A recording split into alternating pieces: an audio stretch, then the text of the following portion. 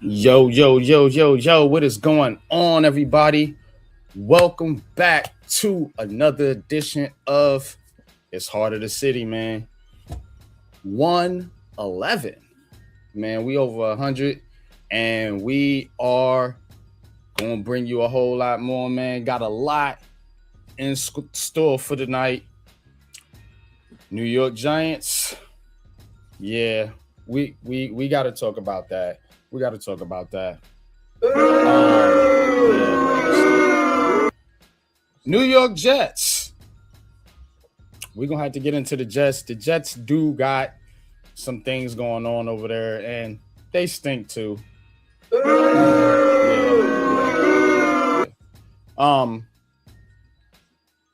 New York Knicks, man, we got champions. We got some champions in the building. Finally, we're gonna talk about that. Winners, man. I want winners. Also, we're gonna have to talk about the Nets, rumors, floating around there. We're gonna get into the hockey. We're gonna get into Coach's Corner. You already know Coach got a fire segment for y'all. And Coach's segment. Yeah. Ballers, pull up, man. We're gonna talk some hoops. Y'all already know what it is. All that much more, man. Coming right at you, man. Pat on the tracks tonight, man. Hit him with the intro, bro. Let's get into this thing.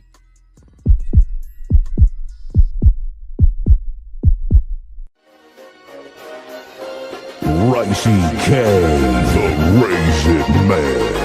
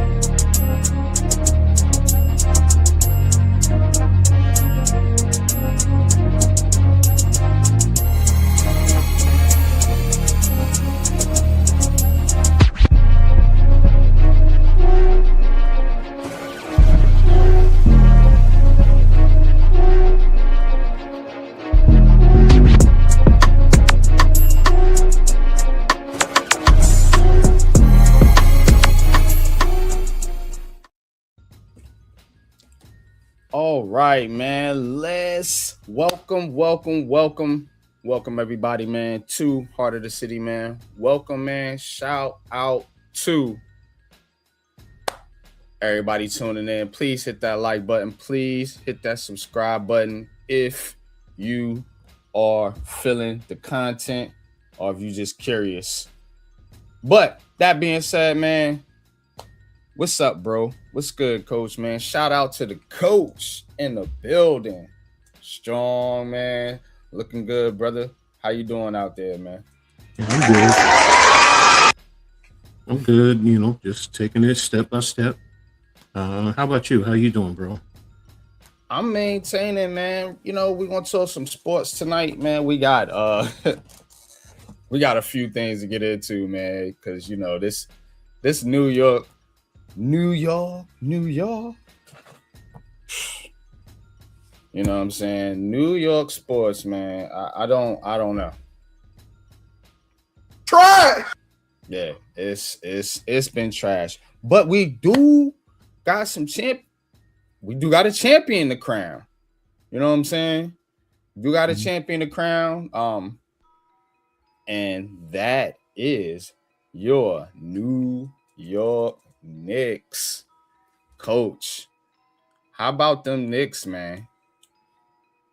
Beating the Spurs 124-113 for the NBA Cup. How about it, Knicks? Finally getting one. Yeah. That's what I'm talking about. I mean, I know it's been, a long time, between any type of,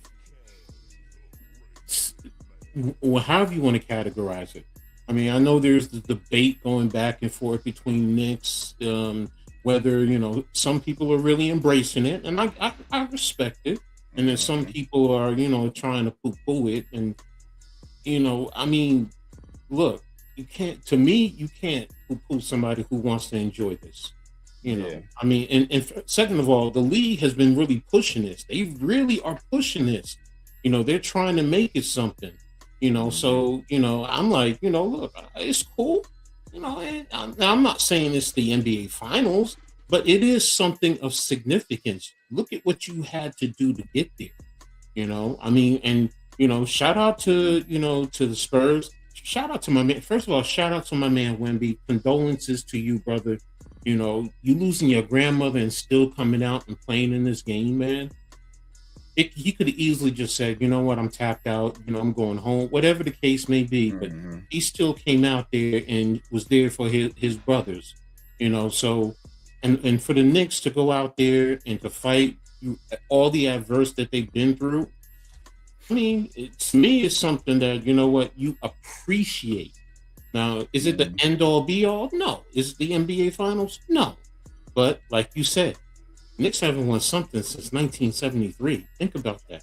1973. I was 6 years old. And to be honest with you, bro, just somebody, like you said, to win something in this city, in the tri-state area, in New York, New Jersey. I mean, damn. Yeah, it's a fluky title, if you want to call it that. But again, they won. They beat a good Spurs team. And maybe they can come together and this can propel you to an NBA championship. Who knows? It's possible. Look, they just have to continue what they're doing. And also, shout out to my man Dylan Harper. He went out there, Jersey. He was definitely doing his thing. And here's the other thing, too. Dylan Harper, Jersey. Cat, Jersey. Brunson, born in Jersey.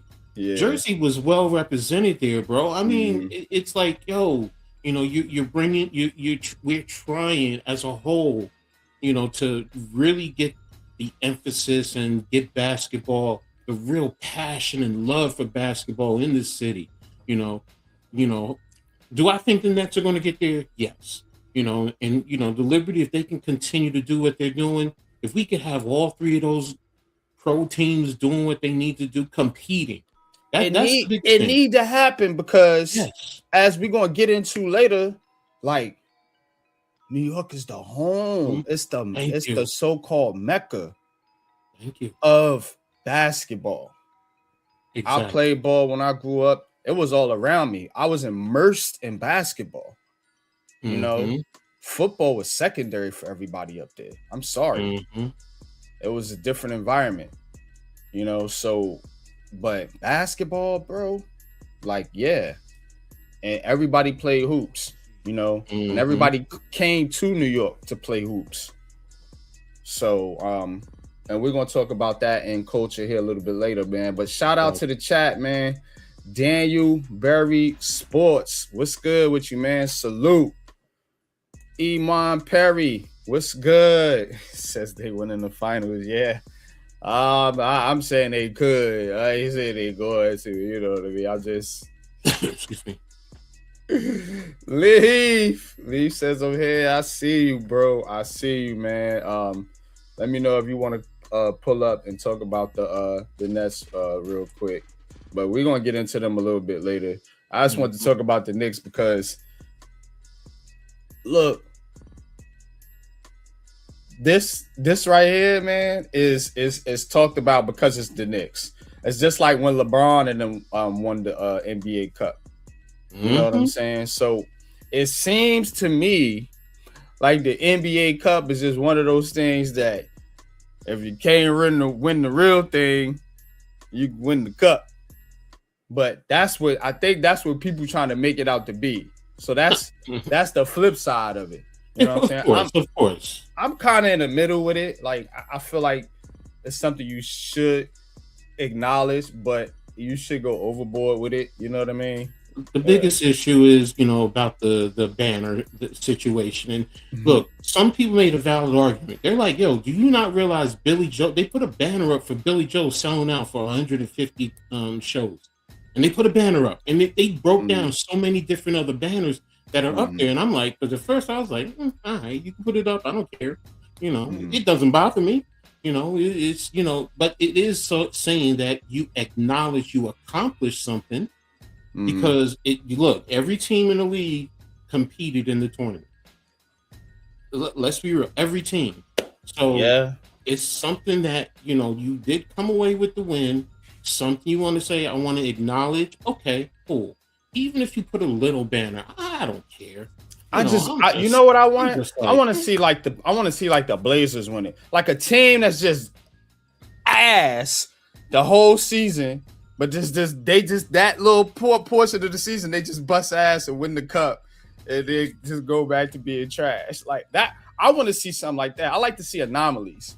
You know what I'm saying? I don't want to see the best team win the cup and then the best team win the finals. And it's like, and I kind of feel like if you win this cup, maybe you ain't going to win the finals. I don't know. Things.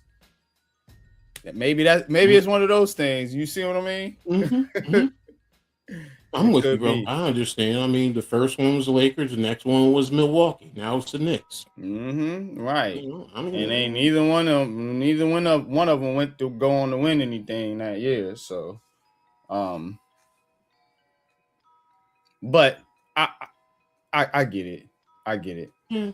It's the NBA money, TV ratings. We know all about it. Get something to talk about. Now they saying, oh yeah, the Knicks had to come together and face adversity, and it's gonna make them stronger, make them tough. I mean, to a certain degree, it did. I mean, you did go through things because initially, think about it. You also had injuries. What's his name went out with an injury. You also was without Deuce McBride. Even Cat went down during the game with an injury. So those are adverse situations. So so I mean, you can't say that, or you can't act like that's not an adverse situation and it can impact. And then look, guys, because I was wondering about the bench, and I mean the guys on the bench definitely stepped up. Mitchell, 15 rebounds. It's been a while since you saw that. That's your boy. You always speak highly of him. You know, so and then what's his why am I forgetting his name?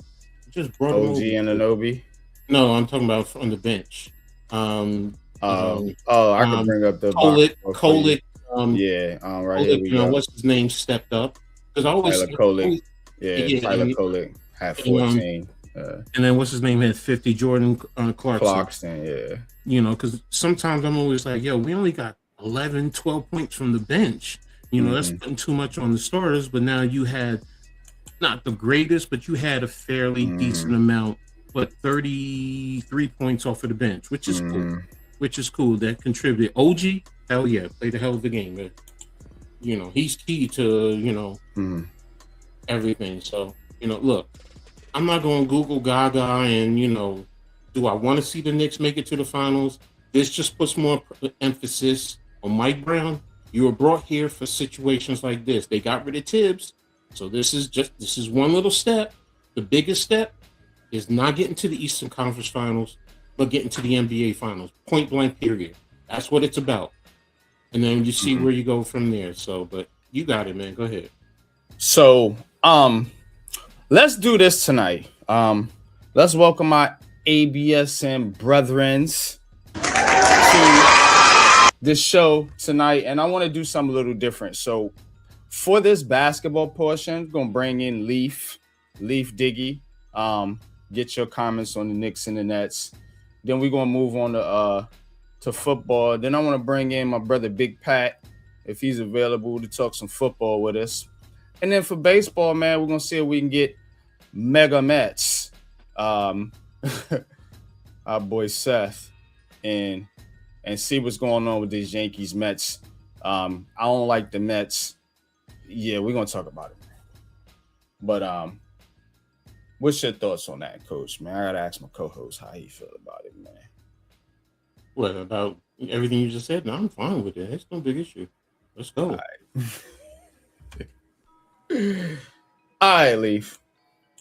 Got the okay from Coach. How you feeling tonight, brother, man? Welcome to the show. What's going on? What's going on? Appreciate y'all, man. Definitely a shout out to everybody on Out to on the you. platform, man. Shout out to all the Giants fans, aka the Blue Fellas. Shout out to everybody out there, man. Definitely. Phil, why you shouting out Giants fans? Hold up. Party foul number 1, man. We gotta stop the music here. So ain't nothing to celebrate with no Giants fans. Ain't nothing to be throwing up pom poms with. No. That wasn't me throwing up pom poms. I mean, I gotta shout them out because I'm always what? I'm shouting y'all out as not a Giants fans. fan. Oh. Okay. I mean, well, I'm shouting out all the Giants fans that's on our platform. I do that. I mean, so because I'm an observer of. I just put it this way, bro. I shout out. How about this? Shout out to all the fans that support all the New York sports, even though I don't. So I mean, definitely. You see? So you're not a Nets fan, then? So I mean, no, I'm definitely a Nets fan, but I'm very selective with who I support in my city, man. I've been there for 37 years. Everybody know I'm in Middle America now, but there ain't nothing changed, man. Everybody know what my flag is painted black and white. So let's get into this Knicks situation here. NBA winning the NBA Cup, you know, I feel like it's not a big deal, but I feel like it's okay if they want to, you know, clap it up because they won. I'm not mad at it, but you know, a lot of people are, you know, this is kind of a split thing where some people on one side, some people on the other side, man. So I'm gonna bring you in. How do you feel about the Knicks winning the NBA Cup, and is it something that they should be celebrating, in your opinion? Absolutely not. Not the team, not the organization. Damn sure not nobody in the fan base. Nobody that's wearing that sporting any blue or tangerine should be celebrating this whatsoever. I mean, come on, man. We know what the NBA Cup is, man. It's just an incentive to get a lot of these teams to play a little bit harder, bro. Like if you really want to be technical, a lot of these teams that have won it, they kind of burned out as the season going on. I mean, the Lakers, Milwaukee. It's no reason for me to believe that the Tangerines ain't up next. A lot of their problems still kind of exist, man. You'll see it in the losing. We see it down the line of the season, bro. Like, I mean, it ain't nothing for me to like tit for tat about, bro. Like, I've watched enough of the Knicks the past couple of years to know, you know, what I'm looking at, man. And a lot of the issues are still gonna persist. A lot as it goes on, bro. Mike Brown, aka Bullethead, man, ain't gonna have me thinking no different. Bullethead. About nothing. You know, I got a nickname for all my rappers, man. You know, I gotta do that. But he's not gonna have me thinking any different about where this team is gonna go, where this team is gonna end up, even though they are the quote unquote favorites of the East with the way the East is looking. Are they? Should they not? Hold up, because you know, I'm gonna be neutral here. You know, because I know you're somewhat of a Knicks hater. Well, not somewhat, but they did beat a good Spurs team. I mean, should they not get credit for that? They should get credit for it. They definitely should. But the template of where they need to go is basically manhandling the rest of the East. I mean, Detroit has risen. They have risen. Boston is still fighting.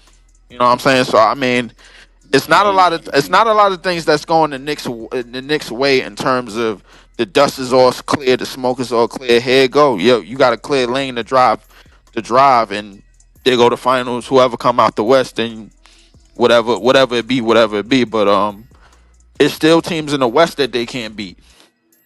You know what I'm saying? I mean, it's still it's still levels to go. And but elaborate. Like, who is it that I they mean, should be afraid of? I'll I put it mean, to you maybe this way. I don't. OKC. OKC is. I mean, they. Well, I don't think they. Well, OKC. Yeah, I think OKC is ahead they of. on another league, another Yeah, level. OKC. The only way OKC loses anything is if they collapse on their own. I've seen this episode of Friends back in June of 2016, bro. Like, I mean, it's nothing. Everybody might think they seeing something different, but this ain't nothing but a rerun to me. To be honest with you, bro, like, I mean, it's a lot of things, bro. Like, I think the Knicks have one of the deepest teams that they had in the past 2 years. When a couple of years ago, when everything started to melt down against you know who. What do you know, the Indiana Pacers, and then they ran it back again last year with that Indiana Pacers team, and we all know what happened. And now that team is not there. Now it's other teams in the way. So realistically, I mean, they really got to prove. They really have to prove that they can outclass the rest of the East in order to at least win the East. You know what I'm saying? And that's just the first of their problems. But OKC, the only way I see OKC melting down is if they melt down themselves. You know what I'm saying? So I mean, I don't. Let me get Coach in there, man. Coach, man. What's your thoughts on what we're talking about? You have a right to your opinion. Of course, I disagree with you. Are the Knicks? They're not. They still have stuff to prove. You are right there. I will agree with you there. But as an example, because I was always concerned about Orlando, and anybody knows me, the past couple of years, I have spoken highly of Orlando. I actually do like Orlando and how they play. Detroit is also in that mold. Now, when they did the first two games, Orlando took care of New York. Yes, they did. Last two games, New York has stepped up. Don't forget, it's a new. It always takes. It doesn't matter what sport it is. It takes time. It just takes time for the teams to get comfortable. Now, out of the last 20 games, I think they're 15-5 or is something to that effect. So they have been coming around. Now, I'm not sitting here saying they're going to run away with the East. No. Boston has been playing a lot better. They definitely have. So I do respect that. Detroit, we haven't faced them. So Detroit always gives New York troubles, especially teams that are very physical. You definitely need New York to step up. But they do have the pieces. Now, I am going to say this. What I saw in the bench yesterday, especially when you get Deuce back and you get what's his name back, I'm going to expect more of that because I cannot sit here and expect the starting five all season long to run the table through the whole season. That I can't expect. I need the bench to step up. Mike Brown has been tinkling. He has been trying to find, and I get it. That's why I say he's a new coach. If you were talking about Tibbs, I could give you a little bit more because Tibbs would know these guys and he would be, and they would be more familiar with him. So it goes a little bit more. I mean, it goes a little bit more. For me, I'm giving them a little bit more time to continue to work through things. But am I expecting them to get to the finals? Yes, I am. My expectation, just like NYG talk about the Yankees, it's up there. You fired Tibbs and you got to the Eastern Conference Finals, then hey, Mike Brown, yeah, you know what? If he doesn't get there, your comment about Bullethead, I won't even fight you on that. But until that happens, I'm waiting until the playoffs really more than anything else. So I want to see how this team how things go with them.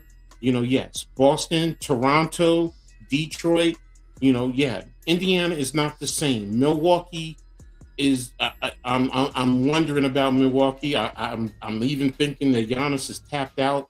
So yes, there are those teams that were giving them problems in the past. They're not faced, but there's new ones. Cleveland, I don't know what the hell is the matter with them. But if Cleveland gets their shit together, excuse my language, if they get their stuff together, they can be a formidable team. So it's not like New York is just going to walk through, but I think it will help prepare them if they can get through the East. So go ahead, Leaf. I would say, and that's my thing about this year in the NBA altogether. In terms of the Knicks' path, and in terms of the rest of the season, now that the extra games, the extra cup games is over, Mm-hmm. the Eastern Conference, it seems like a case to case basis to me. Outside of I just not even looking at the standings, but it seems like a case to case basis because one month it could be Orlando. Another month it could be the Pistons. Another month it could be somebody else. And then on top of that, you got to worry about the West Coast trips. You got to worry about the West Coast teams That's true. that you're supposed to beat. You know what I'm saying? So like realistically, and then you got to worry about the long term health, the bench, the productivity off the bench. You got to worry about other stuff, getting through the regular season and getting through the dog days of the regular season. So it's really a case to case basis. It's one of the reasons why I didn't necessarily have anybody particular coming out the East. I gave this East Mm-hmm. this year a coin flip, and it's not just because I despise everything the Tangerines stand for. It's because a lot of it is really a case to case basis. Nobody knew that the Pistons was going to be running off with the number one seed. Nobody had that. If anything, we were all looking at Orlando to take the next step with the Bane trade. That's what we were looking at. Everybody was looking at Orlando the second that they got Bane. The second that was the biggest flip. Nobody was looking at the Celtics to be top 3, the top 4 right now. The Celtics were supposed to be where Indiana is, Mm-hmm. if you ask me, because that's how it looked like they were starting. Because if you Mm. told me that all Indiana had to do was get rid of Miles Turner and lose Halliburton to be at the basement of the East, I'd have called you crazy. You know what I'm saying? And then with Boston flipping basically their whole roster to stay out of the second apron, it's a lot of things that's case to case. The thing is, a lot of these teams, it's teams that you not even.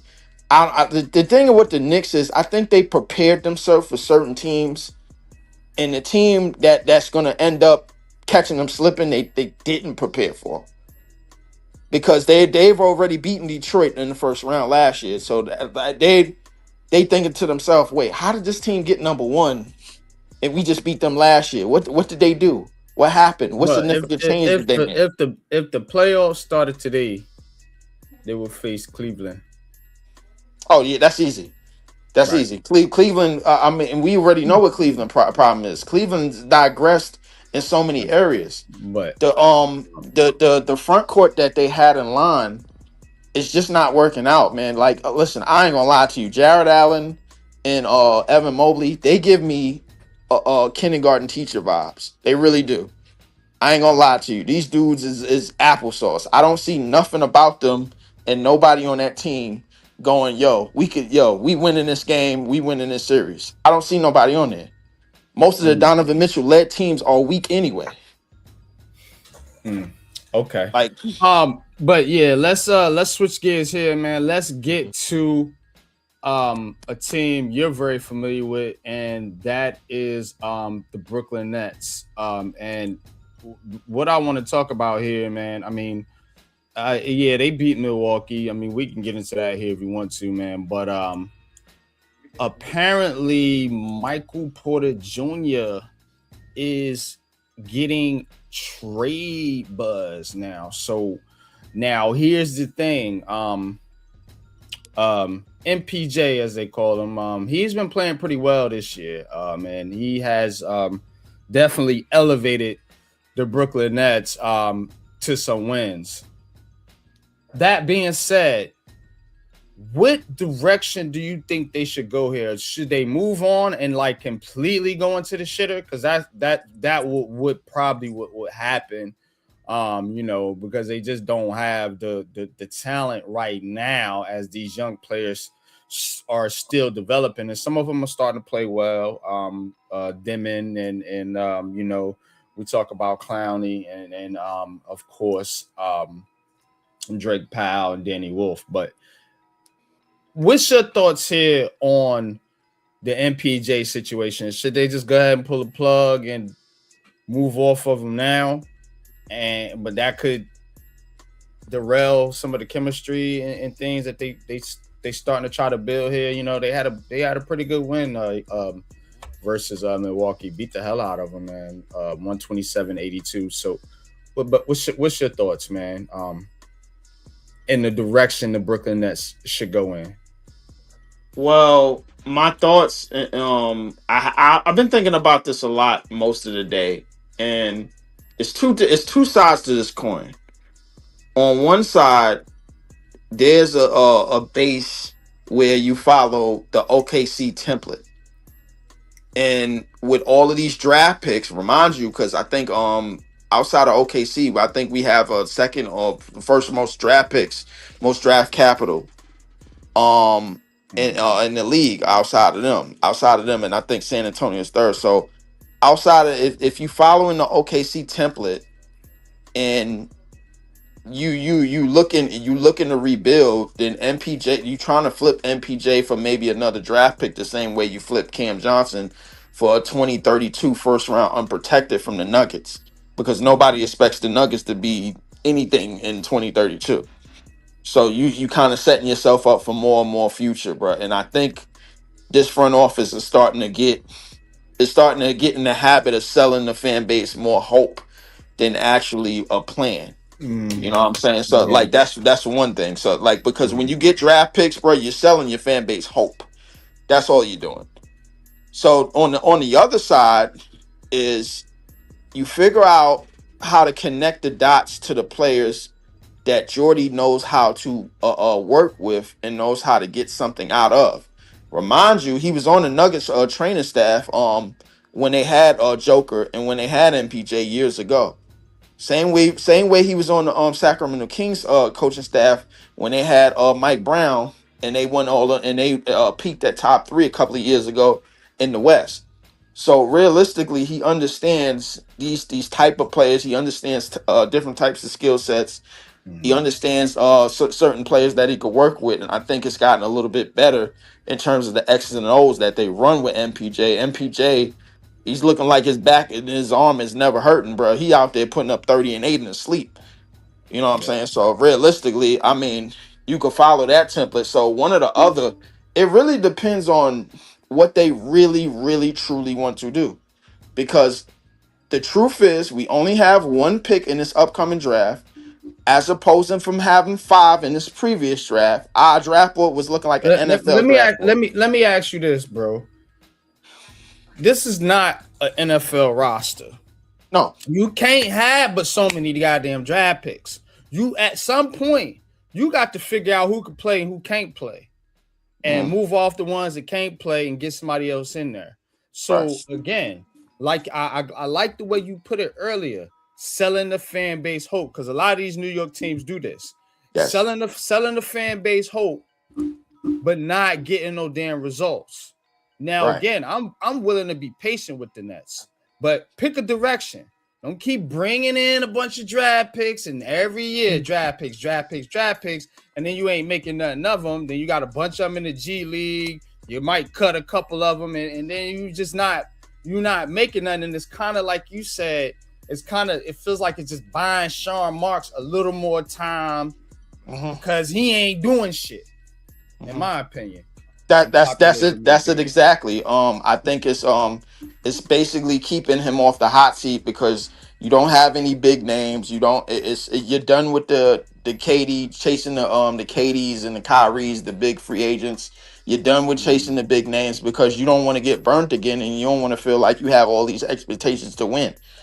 And the pressure is on once you start winning, bro. Like no matter what team you have, you know what I'm saying. You could have a team full of Joe Schmoes and then win like 50 games and nobody knows about them, and then they get names for themselves, and now you're in the habit where the Nets should be doing this and Nets should be doing that. The bottom line is they need to pick a direction, and I think the direction that they need to pick is a direction of going out and figure out what skill sets connect with what you have already. Build a Because team.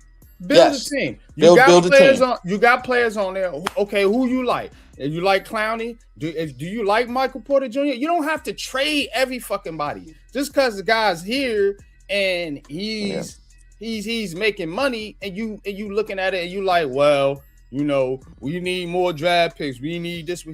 Well, again, what you need is basketball players. Right. You see what I'm saying? I think the only this thing guy's putting up numbers. He's playing well. Right, but the two things that's a cloud with the front office because of the KD situation is, one, MPJ is about to make $40 million. Number two, who cares? And that's the thing. Why is it so much about the money when, in a sense, you got to pay somebody? Okay, right. if you pay a guy 40, and you take that 40, you say we're gonna get rid of him, and then you bring in 4 players making $10 million each, but they ain't worth a goddamn. What did you do to your team? Because you trying to cut a couple dollars here and there, and it's like you got to pay somebody, dog. What they did? I'm not caping to keep Michael Porter Jr. per se. I'm just saying you got to look at this thing in a sense of, if you keep on getting rid of guys and trading them and flipping them and getting draft picks, like you said, you selling your fans hope, and B, you're not building anything because nothing's sticking. Everything is just a revolving fucking door. Right, and I think that's what Sean Marks and Joe side they like that they are comfortable with that. They're comfortable with all right, yo, let's lower our expectations so nobody will watch us, so nobody will look at us. Nobody will do this. Nobody will expect us to do these things. We're still going to make money overseas. We're still a top 6 grossing franchise, no matter what. Even though we are in the basement, I think they have figured out the code to keeping everybody's expectations and Nets fan allure low. They figured it out. And you've seen it with the deals that they've been making the past 3 years since the KD trade, bro. Like they've been disguising number 3s as number 1s for the last 2-3 years. That's what they've been doing, and I think that's going to continue. That's what they're going to do. What I want to do is, let's build from here and let's see what builds and what skill sets and what players match what we have. They're not going to do that. They're going to find ways to save money and keep money in their pocket. If a guy's making $40 million, he's going to be on a 2 or 1 year deal, and that's that. That's what they're going to keep doing. I want to say this, yeah, Lee. go next. I want to see. I want to say this, Lee. Great insight, brother. Great insight. Something I'm going to have to research because that does sound just about right. But great insight. Appreciate it, Pat, man. And to anybody out there that's watching that doesn't know and they want to give themselves false hope by watching these games and see MPJ put up 30 and 8, in which he is spectacular. He's been on he's been in a great shooting rhythm, playing great off the catch, playing great off the pick and curl and dribble handoffs with Claxton of all damn people. Claxton's out here putting up triple doubles. This shit is crazy. I'll be honest with you, bro. I like a lot of what they're doing. The organization knows that it's not going to last because we're going to play a stretch of games. We're going to play some good teams, and we're going to come close but no cigar. But MPJ is going to hold us in games because of his shooting ability, and his shooting ability is second to none outside of Steph. But the reality is they want to keep everything the way that this has been going in terms of recycling these large contracts because the CBA demands it, keeping the morale down, and keeping the hopes low. That's what these two individuals in the front office there are doing. Let's get Coach in here, and then I'm going to ask you one more question, Leaf, and then we're going to move on to the football segment. But Coach, what's your thoughts on all this, man? With MPJ. If the first thing is Leaf just kind of hit on it because I was going to ask, what is the floor? Because the NBA says there is a floor every team has to in terms of spending. So you can try and get rid of the contract, but that doesn't mean anything, like Leaf is saying, because there is a minimum you have to spend. So if that's the case, then you might as well just keep him. And you know what? it'll still keep people interested. And then who knows, you might get some other players outside of the organization that sees a bigger picture, that sees the vision of what your head coach is trying to do, and then say, I can be there and I can help this organization. So it's a two-edge, it's a double edge. It's always a double edge. Yes, you don't want to, just totally crap the bed, because then nobody's going to be interested, and then it's going to make you look a lot worse. But at least if you see that you're at least competitive and you are your plate is functional, then at least, you know what, when you go out for maybe somebody of a higher caliber in terms of talent, they're going to want to come here because they can say at least they play some good basketball. So that's just my own whole intake. So there you go. Mm-hmm. Shout out to Mets. Shout out to Blaze. Blaze says, "Yo, fellas, this take on the Nets sounds like what my Pirates deal with. They suck every year, but they make money, so upper management is cool with it. Good stuff. Go get a big star. That's the only way." That's it exactly. That's it exactly, Blaze. I think they're done. How do you go about doing that? You see what I'm saying? And I just don't think just bringing in a bunch of draft picks every year and trading players for draft picks all the time is going to get it done. Right. You know what I'm saying? What you got to do is develop somebody within this little core group of players you got. You know what I'm saying? And figure out if one of them can step up and be enough. Maybe you got somebody in Clowney. He's been playing well. Michael Porter Jr. We kind of know what Nick Claxton is. And the question I want to ask is, what in the hell is up with Cam Thomas? What is going on here? I have no idea. I think Cam Thomas, the bet has been made for Cam Thomas in that organization. They felt like the organization felt like they were disrespected when he turned down 2 years, $30 million. He felt like they disrespected him when they offered him 2 years, $30 million, and he tried to go into business for himself. That was that. But to get back on the last portion of the Nets, this is what it's come down to. There's a strong disconnect between upstairs and the coaching staff. Jordi Fernandez has proven that he can do pretty okay with less.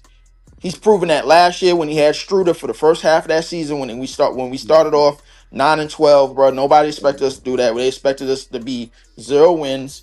We started off 0-9 this season, and then he found something in MPJ, and now he's averaging 30-8 in the last month.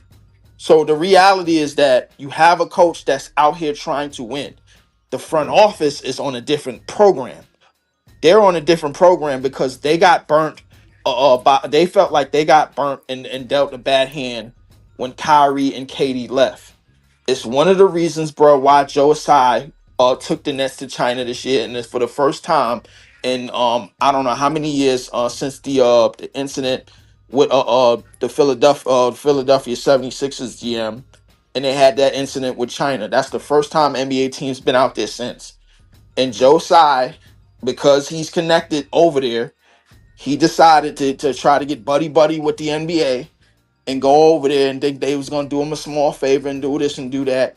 The bottom line is he hasn't cleaned up anything, because the second that KD and Kyrie requested trades, the Nets lost a good sum of money and a good sum of TV money.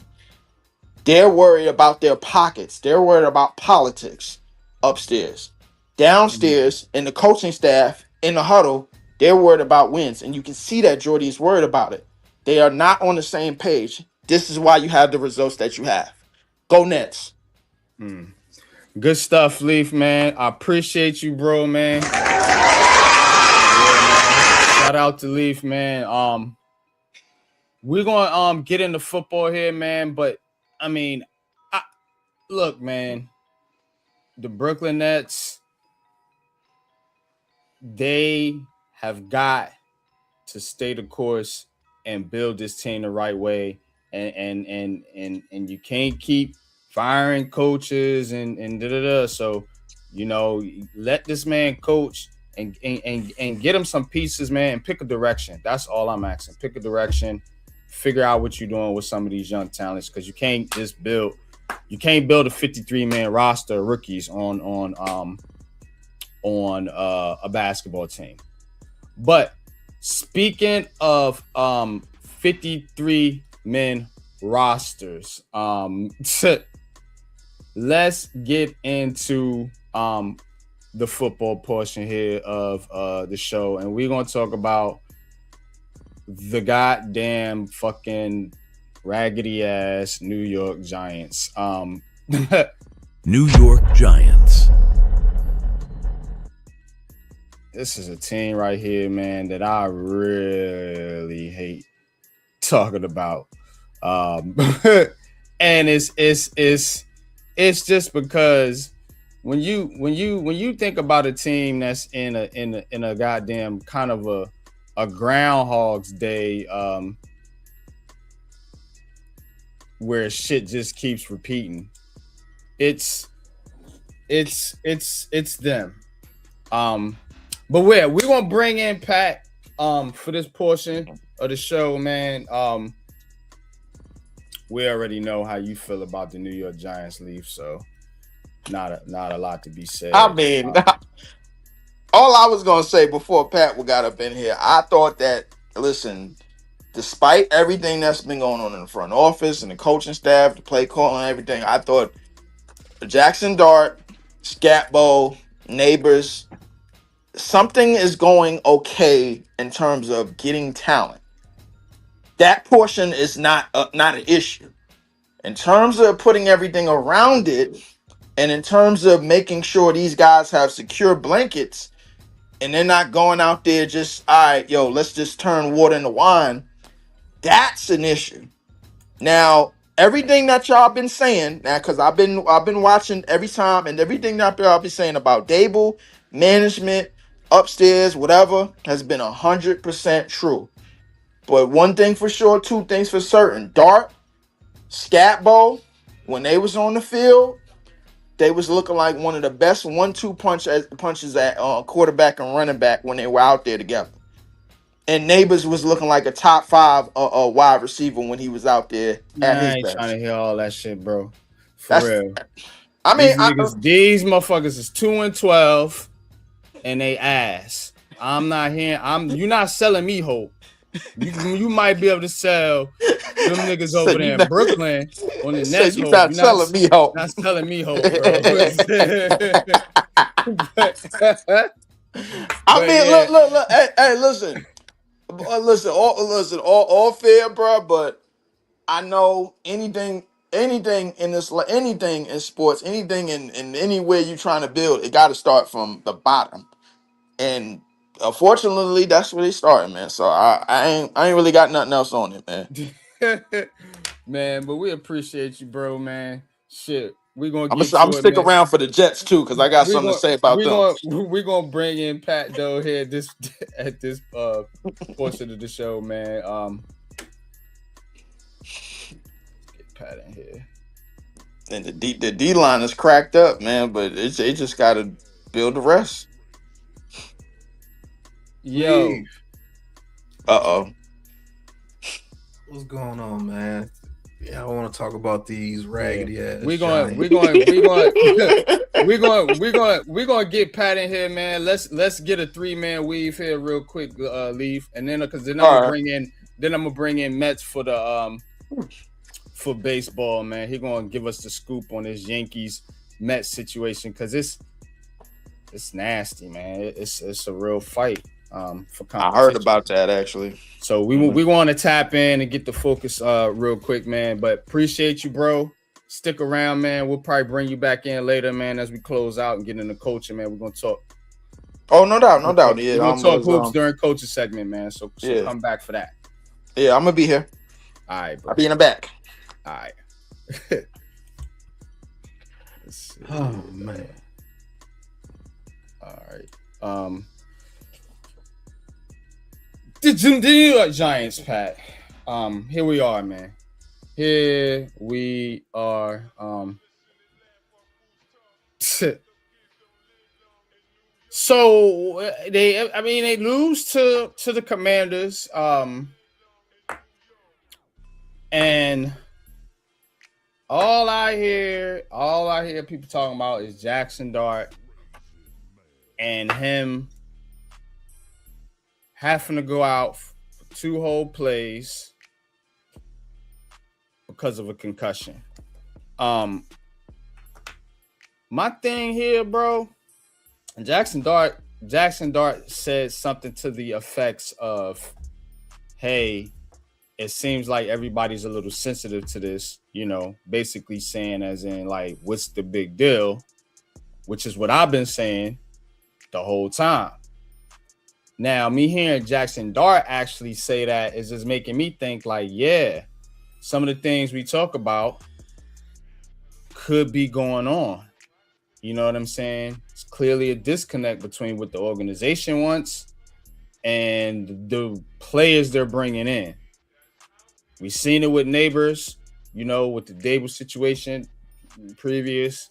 Now we're seeing a little bit of a disconnect here with Jackson Dart. Seen a little bit with Thibodeau, Dude Carter earlier in the season. You know, he's come around. Now everybody's clapping it up for him. What is this, man? Why do they do this? And what is going on here? And why is everybody so hypersensitive on Jackson Dart? You know, I've seen Pat Mahomes twist his goddamn knee in 2 different places. But again, he got the cachet, I guess, and he don't play in New York. But what's your thoughts, bro? I think this Giants team is in disarray because of ownership. Purely at the top, man. Leaf said exactly what's going on. I think we have a GM that does know how to get talent to this team. It's just that we don't have the coaching in order to get the talent to blossom. That's why they always shine when they leave. Mm-hmm. I think Nubin can be a talented in-box safety, but they're playing him like a free safety. Mm-hmm. Javon Holland turns into a bum when he comes here. Paulson Adebo turns into a bum. But you got Cordell Flott out there playing his hardest, and he's actually been pretty decent this year. Not no Pro Bowl level, but he's been decent. You got Drew Phillips, who had an excellent rookie year. He's still the same player. You should have one of the best front fours in the league. I wanna ask this question. Iman says Sean is trash. Look, I'm neutral on Joe Shane. I could see a situation where, you know, you just move on. But again, I think when you continue to do that and fire GM coach, but then you got all these guys sitting here on your roster. That's what you gotta think about. You gotta think about the roster. And people mad at Shane because Saquon Barkley or whoever or whatever it was. I mean, that's not here nor there. With the draft picks, I want to ask, what draft pick that he picked that you would question, not having hindsight, but at the time he made the selection? Because I'm having a hard time feeling one that people were like, maybe Wan'Dale Robinson. You know, I was like, I don't know about him. Like, what pick that he made that people were like, oh my God, and it didn't turn out? See, when you make a pick, it's up at that point, it's up to the coaching staff to generate the best version of that player that you can get. Now, either the NFL and the whole scouting league got the ratings on these players wrong, or there was some mismanagement within the coaching staff. No, it can only be one of the two. Yeah. You can blame the GM all day, but if the GM is making good picks, that's what his job is. It's the coaching staff job to get those picks to be what they need to be. He don't make the playbook or the scheme too. He gets you the players. But you got to do something with those players. Why is Jalen Hyatt in his third year, fourth year, and he's still rounding off his routes. What is your receivers coach doing? What is anybody doing? Coach, what's your thoughts on this Jackson Dart situation? Because I know we talked about it a little bit on this show before, but I really want you to get into is the league being over? I mean, are the fans, media / we want to throw them in the same situation? Are they being oversensitive, or is Jackson Dart doing something wrong out there where he needs to play different, basically? So fans are always going to be sensitive, period. I get sensitive and overreact at times. I'm a fan. But now when I'm out there coaching, I have a different mindset. So yes, I get it. We are investing our personal feelings into the team. So, and we want to see wins and championships. That's as simple as it. As far as the evaluation process, I mean, Pat, yes, is right. The coaching has to play a part in the development of players. Evaluation. There are some things across the league that they got wrong, but like the Jalen Hyatt, don't forget the Cowboys receivers coach. Didn't he question Jalen Hyatt to his face? Yeah, he knew. So in the same token, it's like, well, if this guy knew it, then why didn't the Giants evaluate? And you traded draft capital to move up to get him now. That's the other factor. You traded up.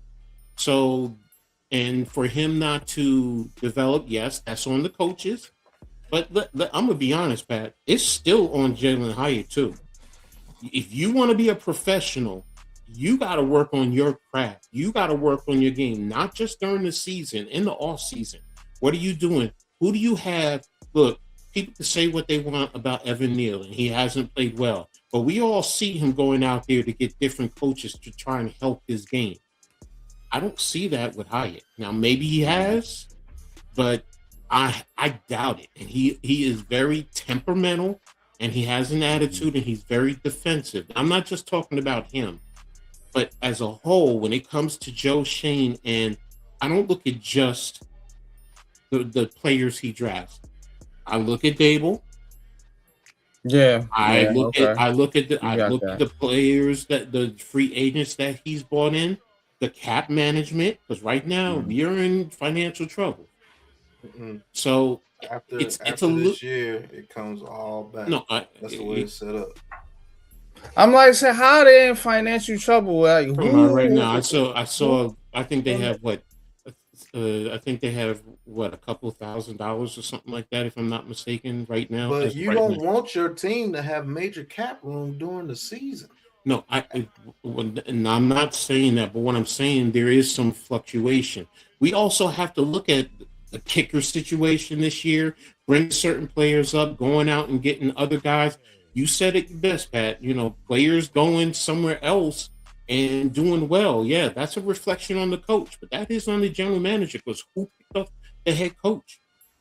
So it all falls on to everyone. It's not just Joe Shane.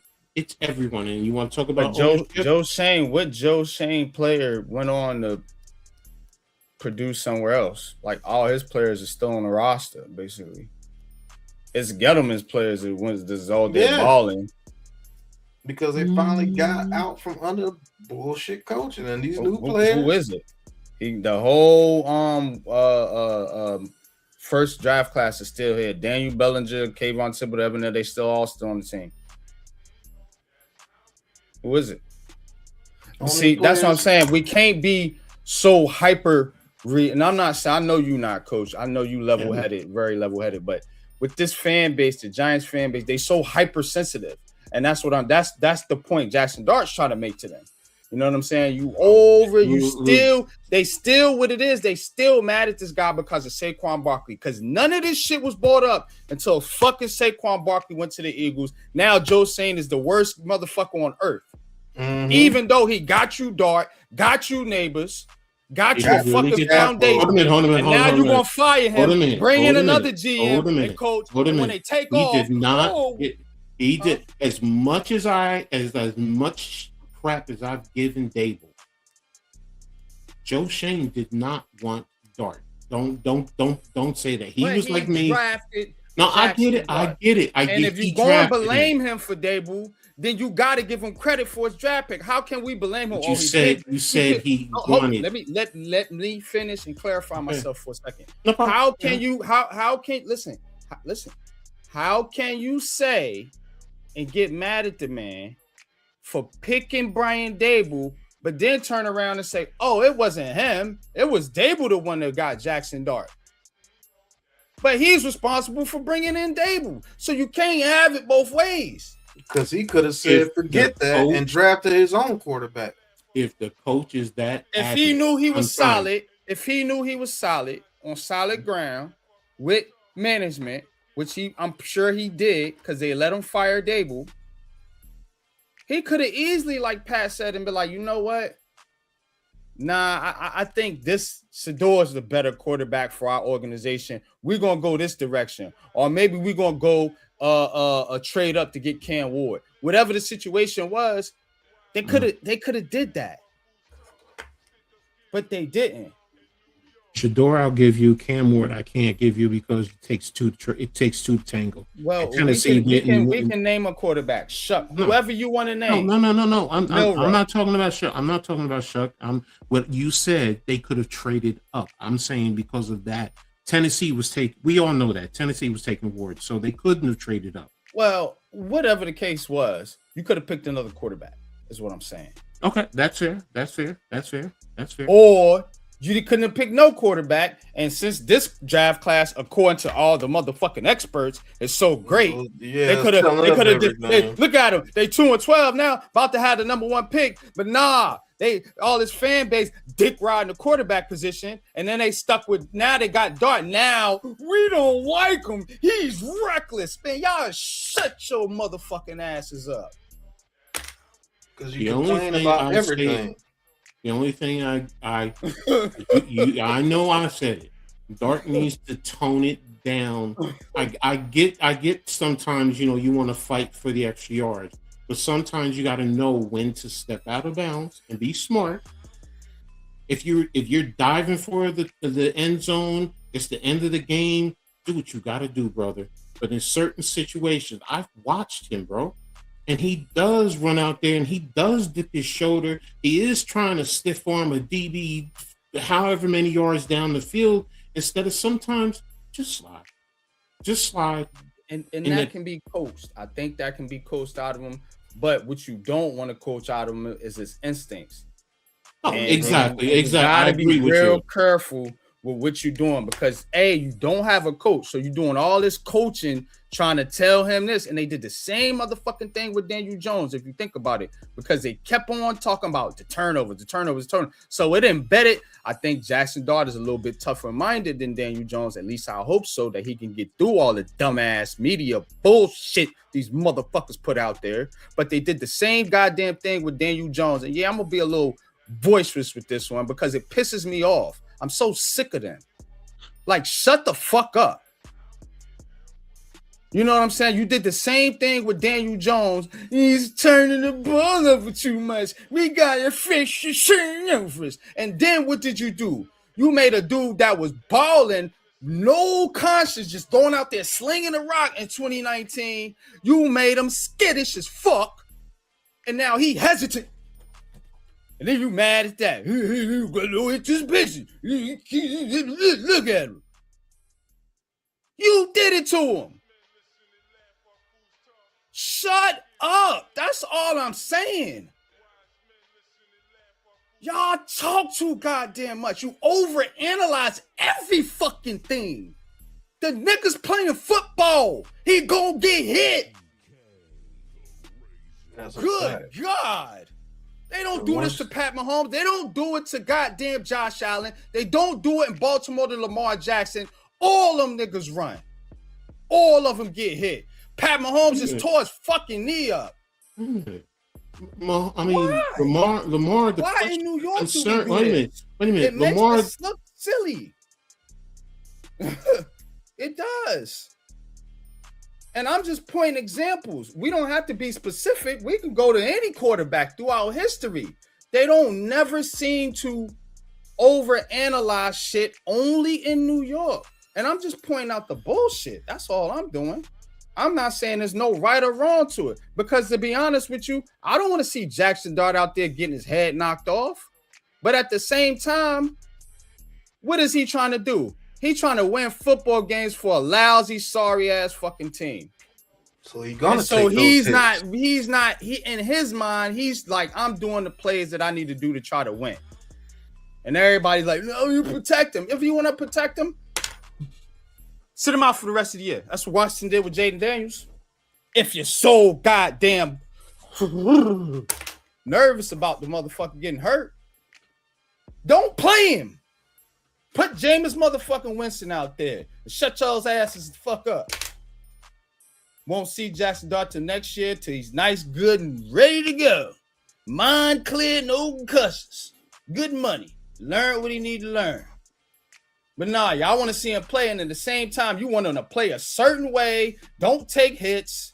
But behind an offensive line that y'all call suspect. I mean, no receivers. Make it make sense. No receivers. Running backs hurt.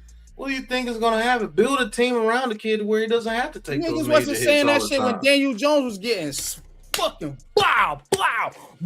They were cheering for it. They were cheering for it. Beat the fuck down out there. Wasn't nobody saying, don't take no hits, Daniel Jones. You know what they were saying? Get out here, DJ. Get out here. Run, nigga, run. Don't get hit. They were saying he need to be more agile. That he didn't have enough. He need to be just like how Jackson Dart is right now. They wanted him to be just like how Jackson Dart is right now. Hypocritical it blows my mind.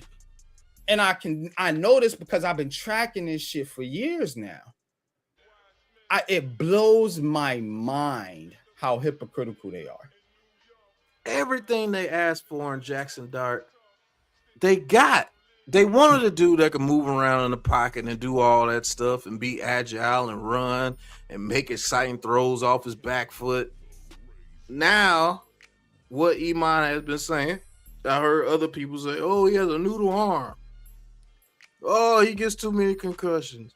Oh, he runs too much. Oh, he needs to tone this down. Oh, he needs to do this. Everything that you wanted in a quarterback, Jackson Dart is it, bro.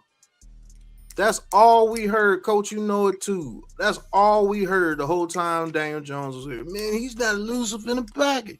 He can't get out the pocket. He's not elusive. He can only run straight line. Now you got somebody that can run all over the field, throw off his back foot, maneuver in the pocket, do everything. But now he takes a couple of hits. Oh, he's doing too much. Like, man, make it make sense. What do you want? That's why the team it is the way it is. It's exactly the reason why it is the way it is, man. But get back in there, Coach, man.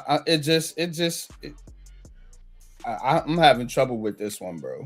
I really am, man. Like what's going on here? Look, you guys was talking about the other fans, so I'm leaving that alone. My opinion, and I'm only talking for me.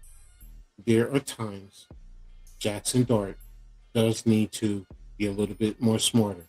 I'm not talking about taking away his aggressiveness and the way he plays, but there are times when, you know what, step out of bounds, slide, live to play another day.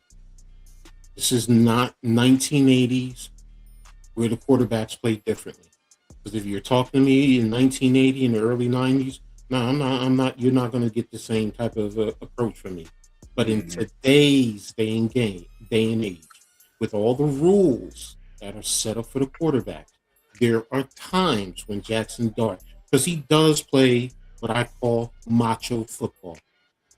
He wants to prove how tough he is. He wants to prove how he a true leader. And I don't have a problem where if you say, if I'm going to do it, I expect the rest of my guys, and I'm going to hold my guys accountable. I do want that from my quarterback, but you also have to be smart. You do. And that's all I'm saying. Just at certain times, be smart about it. That's it. Yeah. And if he had, because that's my next question, because Pat said, coach him up. Well, I thought he was getting coached this up, and he was told this, and he has said he has been told that, but that's my whole point. But go ahead. No, go ahead. But the thing is, people act like he's just been taking these bone-crushing hits every play. Pat, stop. Listen to me. That's why I said initially, this is me. I'm not talking about you though, Coach. Okay, we're talking about the fan base. That's why I said initially, because I didn't. You have a logical thing about it. Of course, you want your quarterback not to take certain hits that he's not supposed to take. But you got this fan base talking about getting rid of the kid already. That part I'm not touching, and I'm not even getting into, because I'm not. That's what me and NYG are getting into. That's why the fan base, how hypocritical you are. But again, Pat, that's why I was saying initially, I said I didn't want the fan. You guys were talking about them. I get it. I'm not touching and I'm not discussing that, because I can't tell another fan how to fan. That's why I was saying. That's why I was the way I presented it. I just wanted you guys to talk to me about what I said and have our discussion. This is not even talking about how you fan. We're just telling you what you are. You're a hypocrite. And that's why you get the results that you get, because the energy you put off. You literally beg for this, bro. You beg for it. This comes with the territory when you're on a bad team. Maybe some of those hits he won't have to take is because, hey, somebody's wide open. I could throw it right to him. But when you got all your receivers locked up and you have a quarterback that comes from a winning organization, this dude has literally said, this is the most times I have ever lost in my career. Everybody claiming hard reset. No. Your energy and your ownership is hard resetting these winners into losers. And all this energy that you putting into it, they like every time Jackson Dart gets touched, oh, here we go again.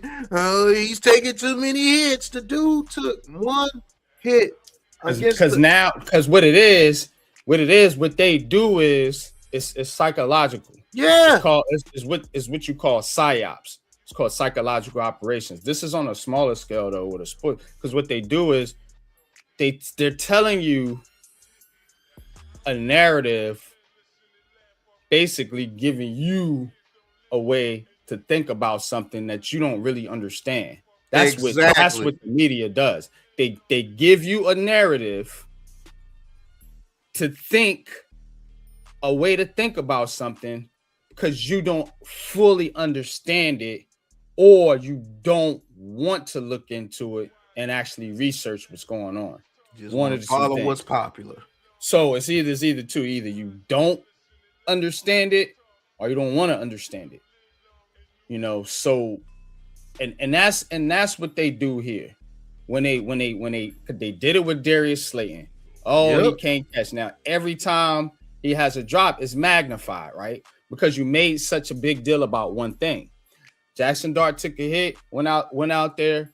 Brian Dable act like a fool. Well, you fired Brian Dable, but now since Jackson Dart took that one hit and had to be out, now every time he takes a hit, it's magnified. Now that's all you can think about. You're not thinking about A, how the kid feels, B, what they're coaching him to do. If they're calling design motherfucking runs, ooh, he gonna take a hit, ain't he? So you gotta put all that into a vacuum and analyze it. But instead, no, he's taking hits because that's what they talking about on motherfucking TV. Yep. Now, again, we're not talking about you, coach, but you gotta bring all these narratives into this conversation, because when you talk about this, all this has got to come up, because we can't pick and choose what goes into this and what doesn't go into it, because it's all factors. I see it from your angle. I can also see it from these other angles where it's kind of like, why are we even talking about this fucking shit? It's crazy. They made him go, and then they can contrive it on the field. Everybody on that field know that nothing was wrong with Jackson Dart when they made him go to the 10 against Washington. I literally said that during the game. I said, what are they making him go to the 10 for? This guy has going into the blue tent, literally doing this like, come on, hurry up, I'm good. Why you put me in the blue tent? Yeah, you wasting plays. You wasted a scoring opportunity. And then when your owner comes out and says, yeah, you know, you may want to understand the pocket a little bit more, then the story just goes, and that's the motherfucker right there. Exactly. Murr. That's it. And that's who I've been pointing the finger at. I've been pointing the finger at him. He is the problem. He is the problem. And I gave y'all the solution. You listen to me if you don't want to. You get a president of football operations and you tell them to chill the fuck out. Go sign the check. Run the that's team. The only way. Own the team. Own the team. Yep. That's all you gotta do. Just be an owner. Focus on getting these facilities and shit better. Right. Get this field fucking fixed, motherfucker. Upgrade these medium Pepsis. Do that shit. Right. And sign the check for this dude that I see that can help this team. Give him $25 million. Okay. Right. That's exactly what needs to happen. But, all right, man. But yeah, it's heart of the city, man. So we got to get the gang green. And the news here is let's see. New York Jets. The Jets re-signed Jeremy Ruckert, tight end, to an extension. And they signed another, I think one of their centers as well. Also, Jets firing defensive coordinator Steve Wilks. Steve Wilks getting fired again. Man's been fired. Man, that dude stay get fired, bro. Every damn place. I mean, we got fired from Carolina, Arizona, now here. The Buccaneers. Yeah, it's hard out there for that man. But he gets fired after the 48-20 debacle that the Jets laid at the hands of the Jacksonville Jaguars. Yeah, me and Pat had a feeling about this one was going to be pretty rough for the Jets, and it turned out to be that way. Trevor Lawrence threw 5 touchdowns. That's crazy work. And there for 6 touchdowns against them, bro. And Brady Cook 3 interceptions. The Jets got a serious quarterback problem. But coach,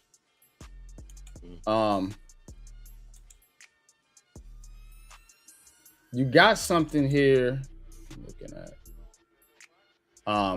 If you want me to share, I can. I mean, I just, like I said, you can share it. I was just basically, we can talk about it because I gave you a little breakdown of what Booger McFarland says. Mm-hmm. So, you know, but if you want to play it, it's on the Alan Hahn Download Breakfast show today. Yeah. So I don't know how YouTube, you know, the algorithm with all that stuff. Well, it's on Twitter. It's on Twitter. It's on Twitter, so we should be okay. Okay. So they don't usually mess with. Yeah, we good with that. Okay. So. Like 27 is set up to the absolute best thing for the Jets is to decide whether or not there's a quarterback in this draft.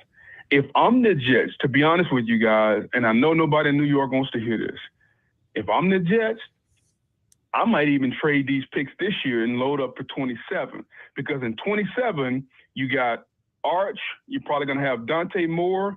You're probably going to have Jeremiah Smith. Like 27 is set up to be a historic quarterback draft and a historic receiver draft. So if I'm the Jets, if I'm the Jets, to be honest with you, if I'm the Jets, and you guys are going to hate this, I'm trading Garrett Wilson and I'm trading these picks this year, and I'm loading up. And if I wind up with 5 first-round picks in 27, so be it. But I think the 27 draft could be one of the all-timers. 26, everybody's going to be in the race for Fernando Mendoza, and I don't know if you've seen his interviews. I'm not sure he fits in New York. So if you don't get Mendoza, then who we getting? That's so what I keep saying. let's not force it. Let's just go to 27 and load up. And while we're going to 27, while we're paying Garrett Wilson $30 a year, let's trade him, get 2 ones for Garrett Wilson, and just load up for 27. You get rid of Justin Fields. You go right across the bridge, and you get Jameis. Jameis is my starting quarterback next year. I'm gonna go and I'm gonna draft some young receivers wherever I draft at this year, second round, first round, wherever. I'm gonna trade one of those ones. Maybe trade back and get some more picks. I'm trading Garrett Wilson. I'm gonna field a young team, but I'm gonna have a veteran quarterback like Jameis who can throw the football down the field. Where that way our passing game doesn't resemble nothing. My brand of football is going to be exciting next year. We may wind up 6-11, but that's okay. But in 27, I'm going to sell to the fan base in 27. Okay, we're probably going to have 5 first-round picks. All right, I'm getting a quarterback in 27, whether that's Dante Moore, whether that's Arch. It's somebody I'm missing. I think the kid out of USC, like it's going to be a stupid draft in 27. Okay. I think that's what the Jets need to do, because if you're banking on Ty Simpson or these guys, like, man, you're going to be right back in the same situation. I love it. I love it. I think it's crazy, but it could work. Yeah, that right there is crazy fucking work. Crazy fucking work. Yo, first of all, you said last year this was the best quarterback draft. But now fuck this one, right? Go 27, right? Right. That's number one. Number two is, so you're going to trade Garrett Wilson, get more picks. Who in the fuck is your quarterback throwing to? Then you're going to get Jameis Winston, and then you're going to call it exciting? Man, shut your ass up, booger. Shut your ass up, bro. Told you, man. This is where these fans get this stuff from, bro. This shit is fucking ridiculous. This is where these fans get this stuff from, bro. Yeah, 27 is gonna be a great draft class. You just told me 26 was gonna be generational and historic. You just told me that. But hey, I'm gonna listen to you again, because 27 is the year. Trade away the guy that's supposed to catch the ball for the new quarterback. Trade him away. Oh, don't forget they just released Lazard yesterday. Yeah. He ain't got nobody. Yeah, get rid of him. Get rid of him. Be throwing in Jeremy Ruckert. He just got a contract. Yeah. It's gonna be wild. WR1. Get rid of Quentin Williams. Get rid of Sauce. Sauce. Got rid of Sauce. The whole talent pool. Now look, you got rid of 2 of your best players, and then you fired your defensive coordinator. Yeah.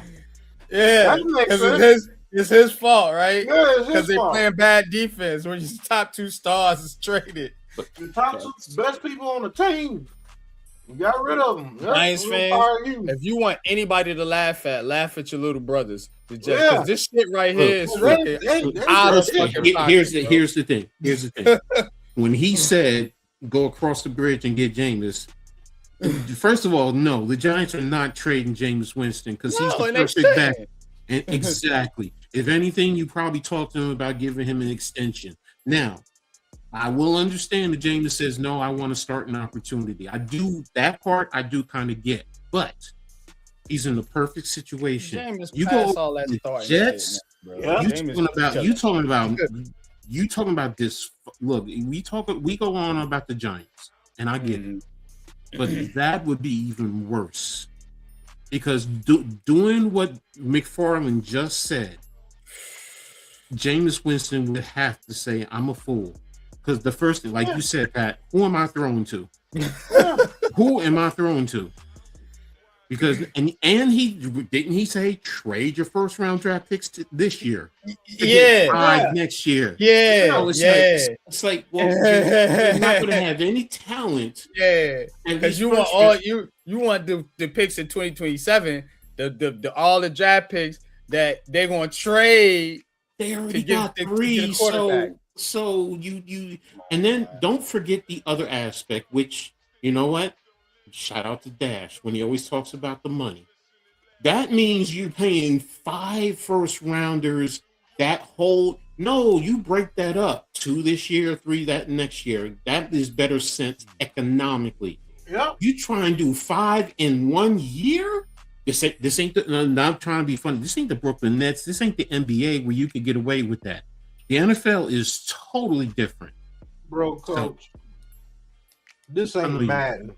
That's exactly what he just explained. Madden NFL football. Where you can trade all your players and get 8 first round picks and draft 8.99 rated players and go on to win the Super Bowl.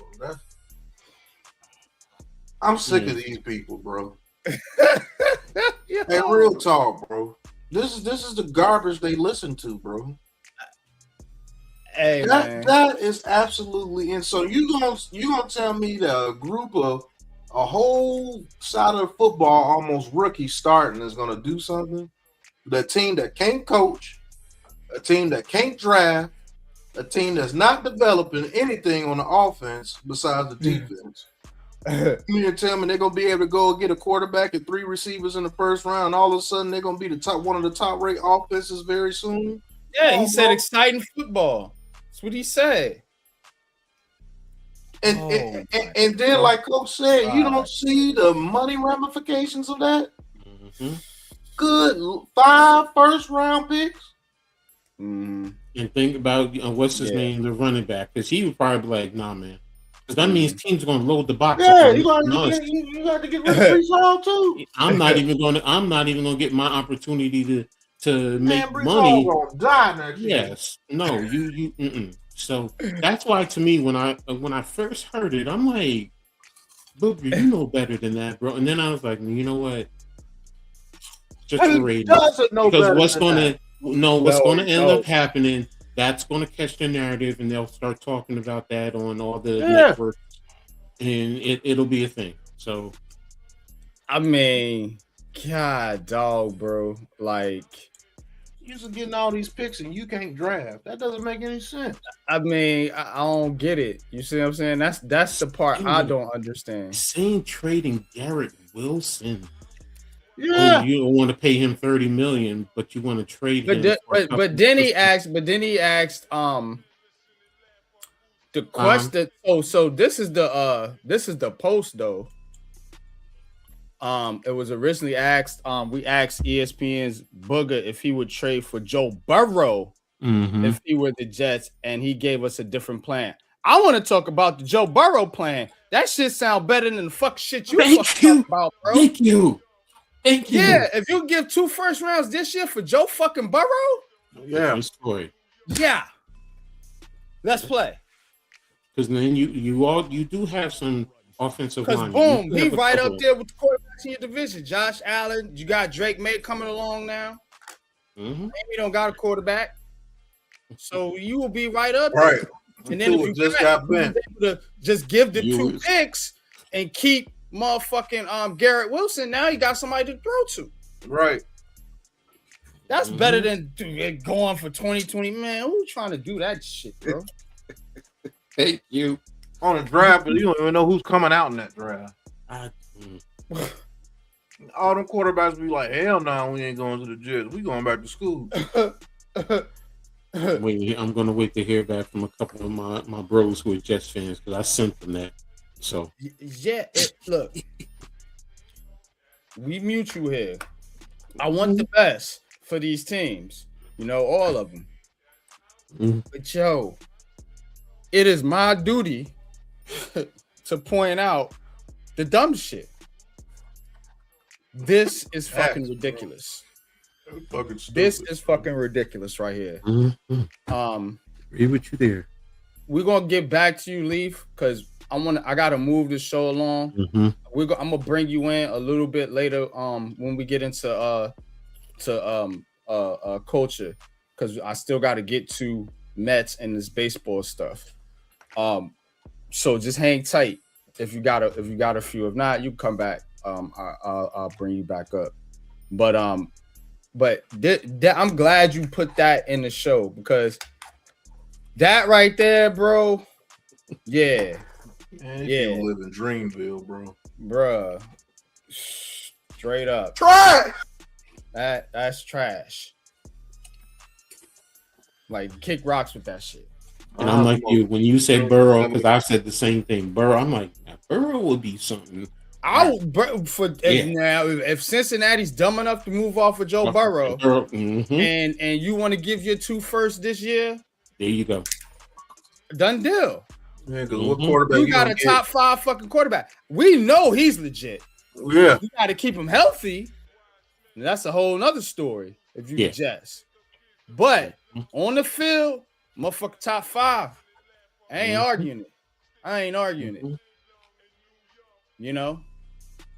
And given Pat Mahomes decline, you might as well say he top 3 now. Him, Allen, and fucking Jackson.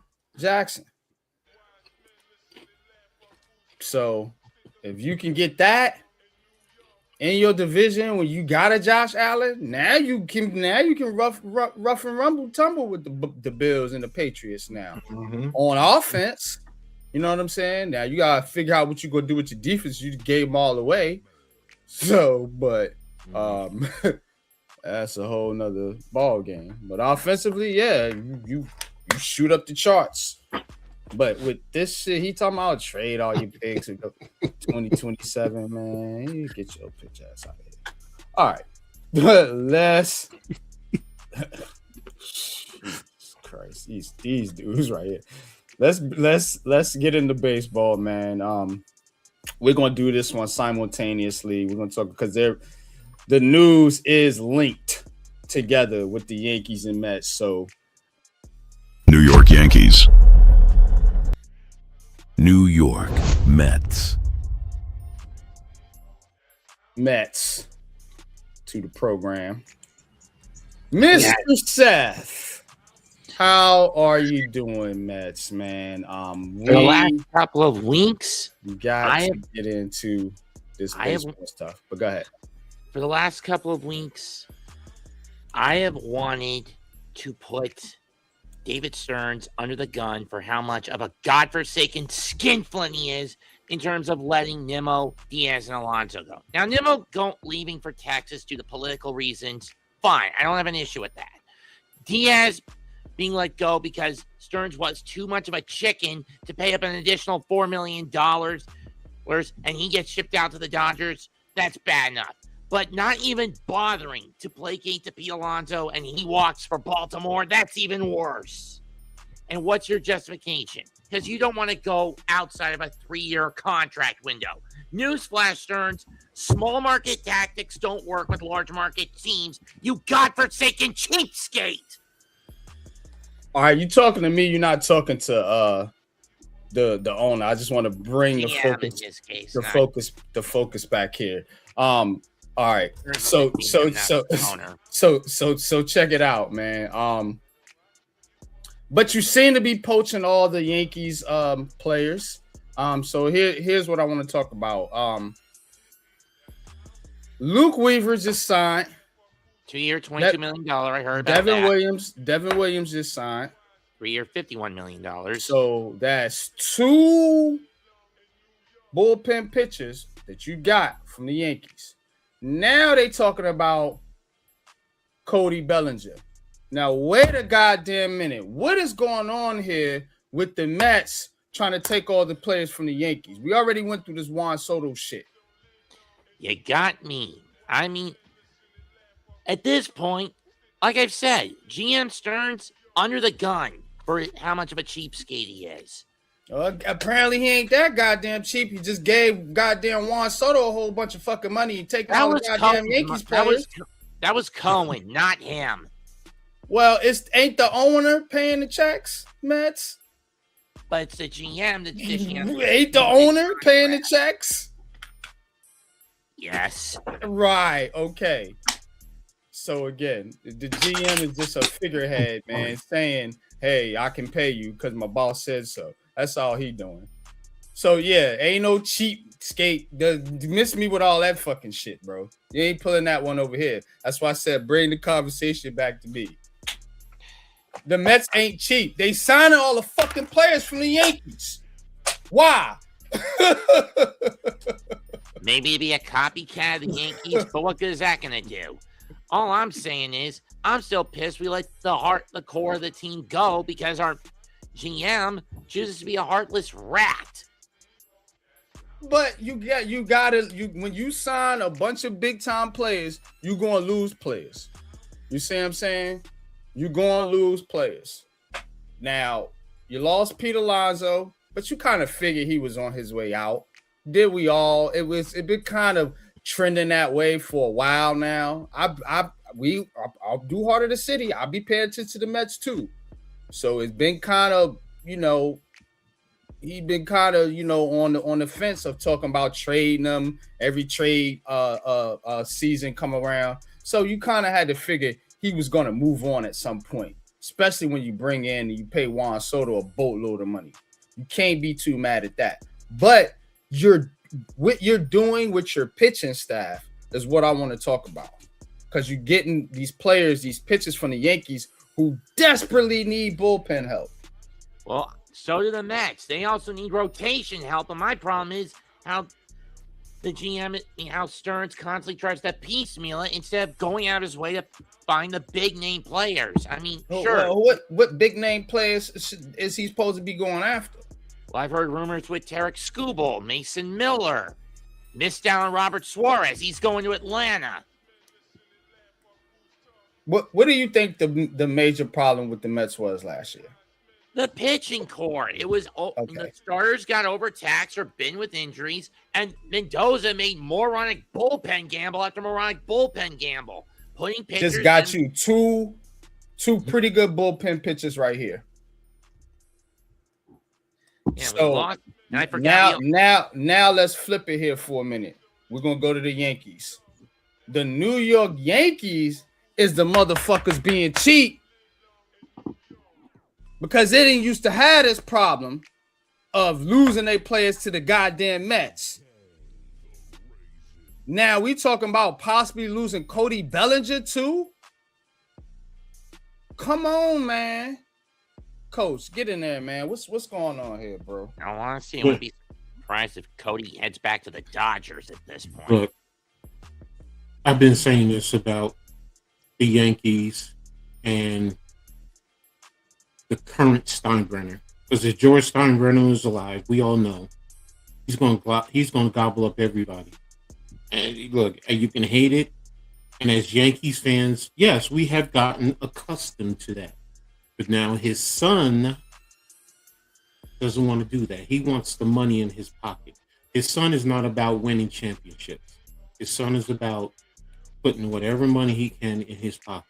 Now look, he's a businessman. I get it. Everybody wants to put as much money in their pocket as possible. I get all that.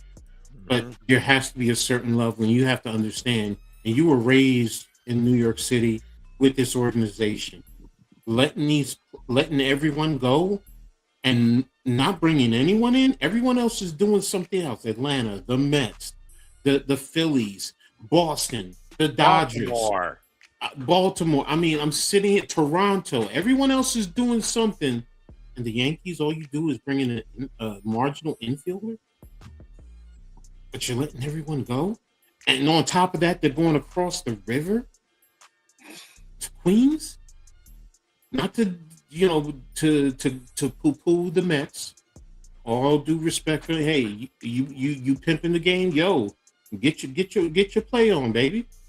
But Yankees, you now Steinbrenner and Cashman, y'all tricks to me. I'm gonna be straightforward. You tricks.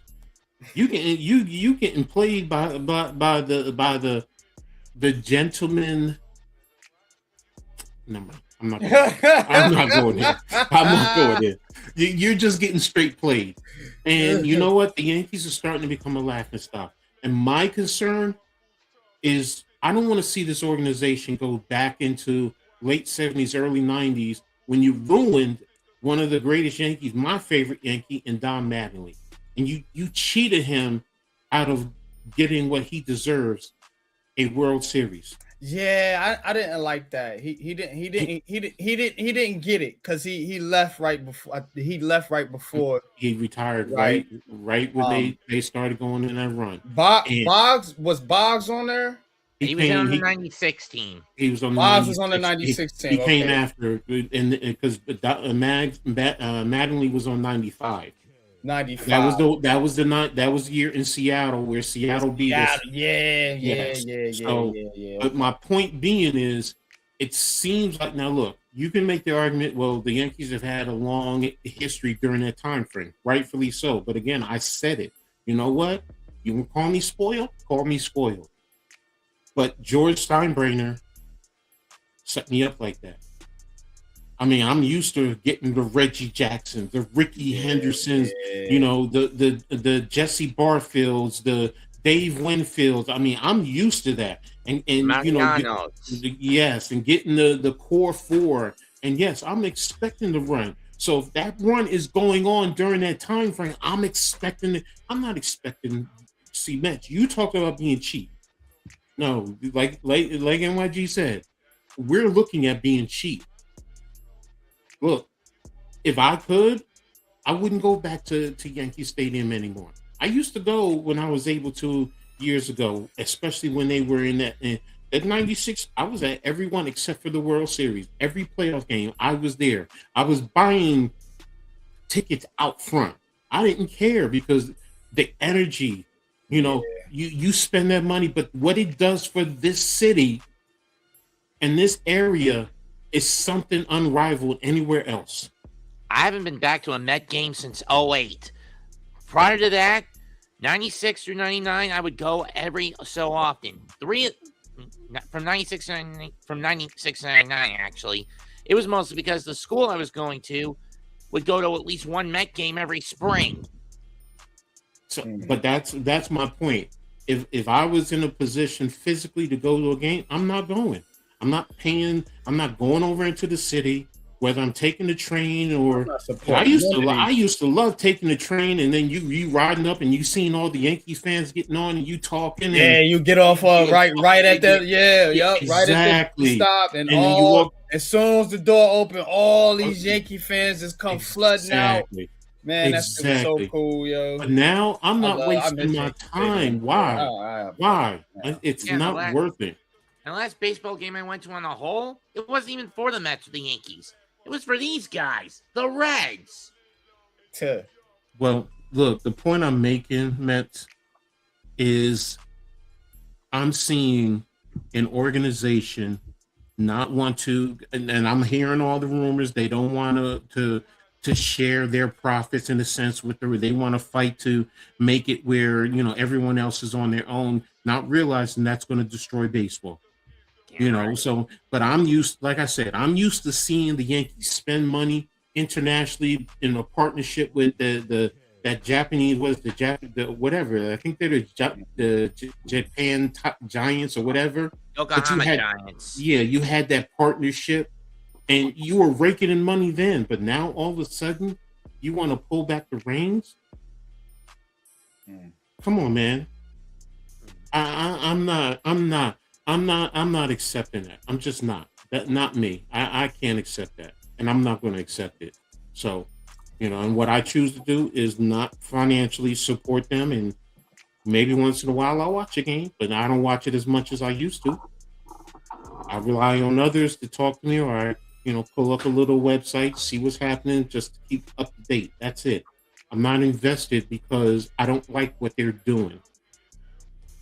So there you go. I'm not feeling it either, coach. And to me, I'm just looking at it like this. If you are the Yankees and you let the Mets get a World Series before you, yeah, that's going to be a big time indictment. To see Mets fans celebrating in New York and the Yankees haven't won, and you had all these players and all this opportunity, your players go to someone else and wins. Right. It seemed to me like the Mets is becoming the Yankees and the Yankees is becoming the Mets. Because you remember, the Mets players used to always go to the Yankees. Remember Strawberry, Doc Gooden, you know what I'm saying? We had a couple other ones come to the Yankees. So yeah, it seemed like that is the case, man. But I'll let you go ahead and get the last word, Mets. And then we're going my point get to coach's coach's segment and then coach's corner. My point is, going into 2026, I think the front offices and the dugout coaches on both teams know they're under the gun. They cannot afford to double down on the same crap they pulled last year. For the Mets, Mendoza has got to get out of his overly depressing, maniacal bullpen gambling habit, or he's going to end up in a jail cell on suicide watch. And Boone has got to stop being over-reliant on analytics. By contrast, in the front office, Stearns has got to realize you're in a big city market, not a small city market like in Milwaukee, where that small market mentality didn't do anything for you with the Brew Crew other than make the Brew Crew look competent. And with the Mets, you got to learn to be willing to spend, get Stevie to spend more money for you. Cohen, you missed the 5-year window. I'm sure the fan base is willing to give you another shot, but you're also under the gun. And with Hal Steinbrenner, hand it off to one of your siblings who at least know how to manage baseball instead of turning the team into a damn cash cow that's running out of milk, and you're going to ship it off to the slaughterhouse.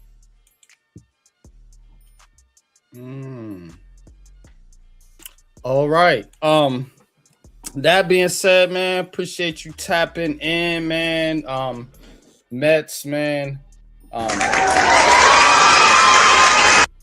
Good job as always, man. Appreciate the content, appreciate the contributions to the Aboriginal Sports Network, and of course, man, our baseball aficionado. So keep bringing the heat. Keep bringing the heat with the baseball content and wrestling and all the other things that you do for us, man. Appreciate you, man. But we're gonna get to coach's segment here now. I'll hop out. Pat, yeah, you could go ahead and cue it up, man. We gotta move it up. All right, man. Take it easy. We're gonna have to move the program along, man. We've been going here for a while now. But yeah, let's hit coach's segment real quick, man. We're gonna talk some hoop.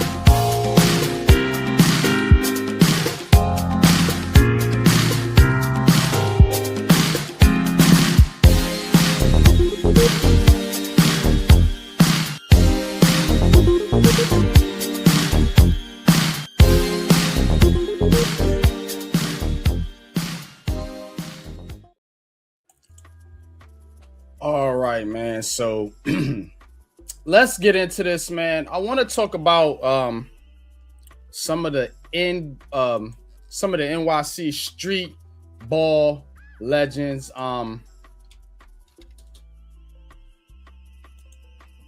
So hang on, let me get it queued up here. Damn, where am I at? All right. So if you know about New York street ball, you should know about the Dyckman League. Dyckman League been around for years, man. Had some famous players come through there, KD, Kevin Durant, a couple other players, man. But with street ball, man, look, when you talk about legends, you talking about the AND1 tournament. You talking about guys like Ray Alston, Hot Sauce.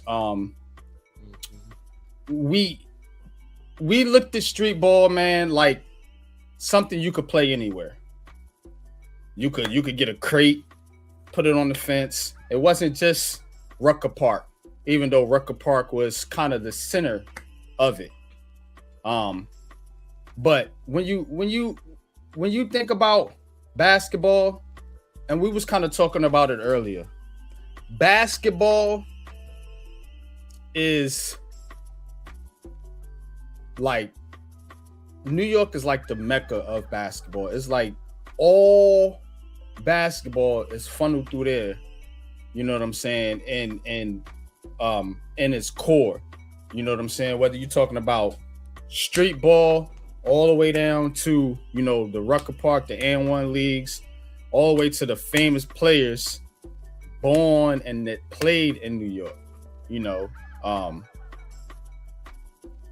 This right here, man, when you thinking about this, Coach, I want you to tell me this. What other sport in the hood that was played in New York that was more popular than just picking up a basketball, going out somewhere shooting? This is culture. Like, this was the culture. When in my era, you got up, right? Ate your bowl of cereal. Might have watched a couple cartoons. All right, cool, man. We hitting the park. You playing all day from sun up to sundown.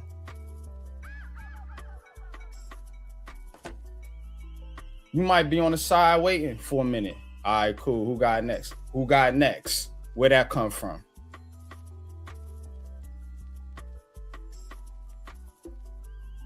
I'm gonna let you elaborate, Coach, on your street ball experience. I'm gonna bring in Leaf to the program, but Coach, I will say this. Let's talk about this. I will say this about street ball for me. All right. Mm-hmm. The first part you said, what other sport? The closest one was actually stickball. To be honest with you, but it wasn't as popular as playing basketball in the city. Now, for me, growing up in Jersey, you know, it was a little bit different. But yes, we still had, you know, one side of town going to play another side of the town, or, you know, being in Plainfield, you know, you wanted to go in next town over from me was South Plainfield. You know, I could do that, or going to Piscataway. You know, you did have other opportunities. As I got older, then I went to Newark, East Orange, you know, really up into, you know, certain hoods. But yes, you know, and also for me, I'm going to be honest. Sometimes I could go down to Rutgers University, and they had open play down at the rack. And you had the basketball players. I remember going up against Keith Hughes, who started at Syracuse but ended up playing at Rutgers, and going up against him. You know, he's 6'10" and I'm 6'2". So So and playing against guys like that. So, but yeah, like you said, it's the culture. It's something that you did, and you just, to true basketball players who were good, it was just something, a skill. Someone like me, I'm not a basketball player, I admit it, but in terms of playing, I was always the one that's setting the screens. People hated me because I took charges playing street ball, and everyone would say, "Oh, you don't take charges." Well, isn't that part of the game? Yeah, I'm the one that's going up, and I would rebound and I would foul, and that's my game. And as far as scoring, no, that was never my game. But a lot of teams picked me up because guess what? Other teams didn't like playing against me because I was very fit. I was, say I was dirty? Yeah. Yeah. You want to say I had no, they didn't want to play me because play against me because I had no skills. So they were worrying about, in a sense, getting hurt. Yeah, you're right. You're right. When you're going up against a 280, 300-pound guy who could dunk, I could dunk.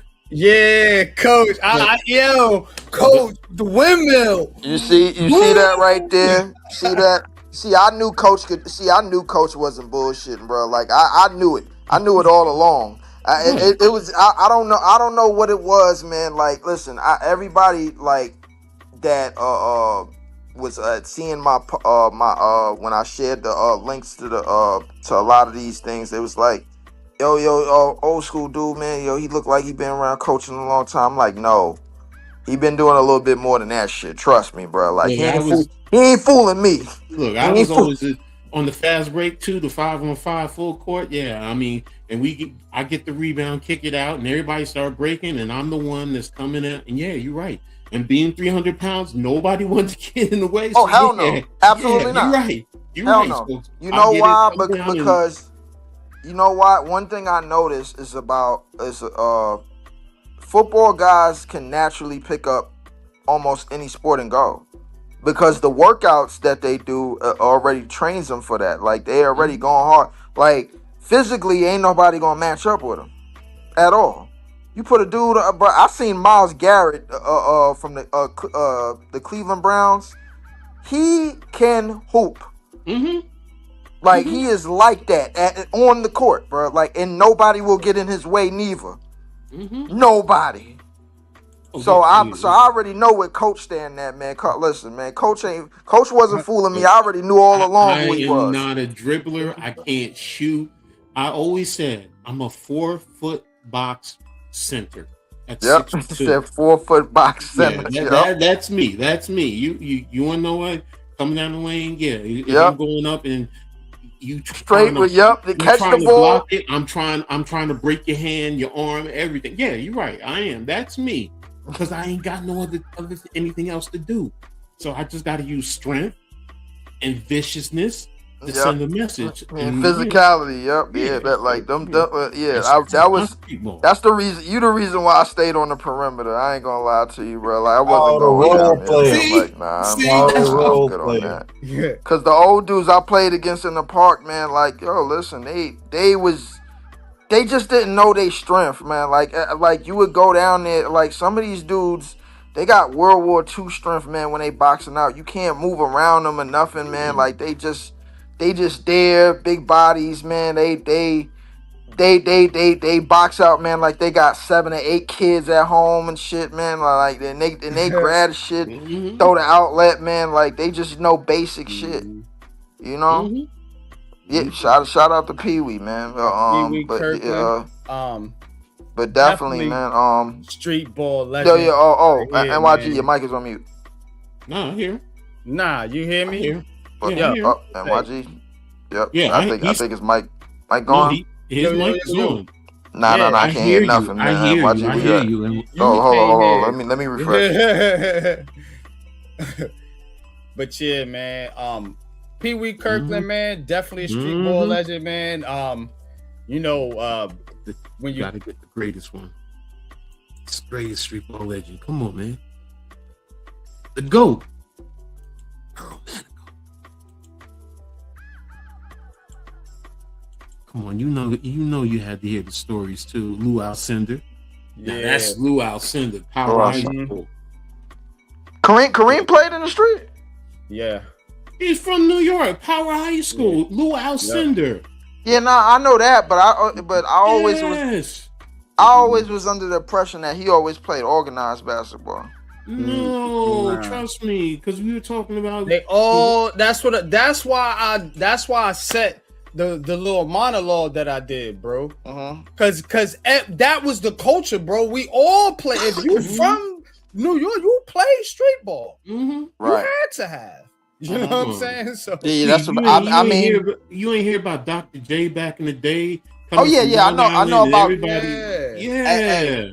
Quiet as kept, man. My pops, man, is the biggest Dr. J fan I know. Like he used to always tell me about something that Doc did, bro. Like that he can't prove, and nobody will even go back to try to find. Doc did a behind the back, jump from the free throw line and threw it behind it and threw it to nobody. Something. I'm like, what the hell? I'm like, what are you talking about? But Doc was all of that in Rucker, man. Yeah, Doc was all that in the street.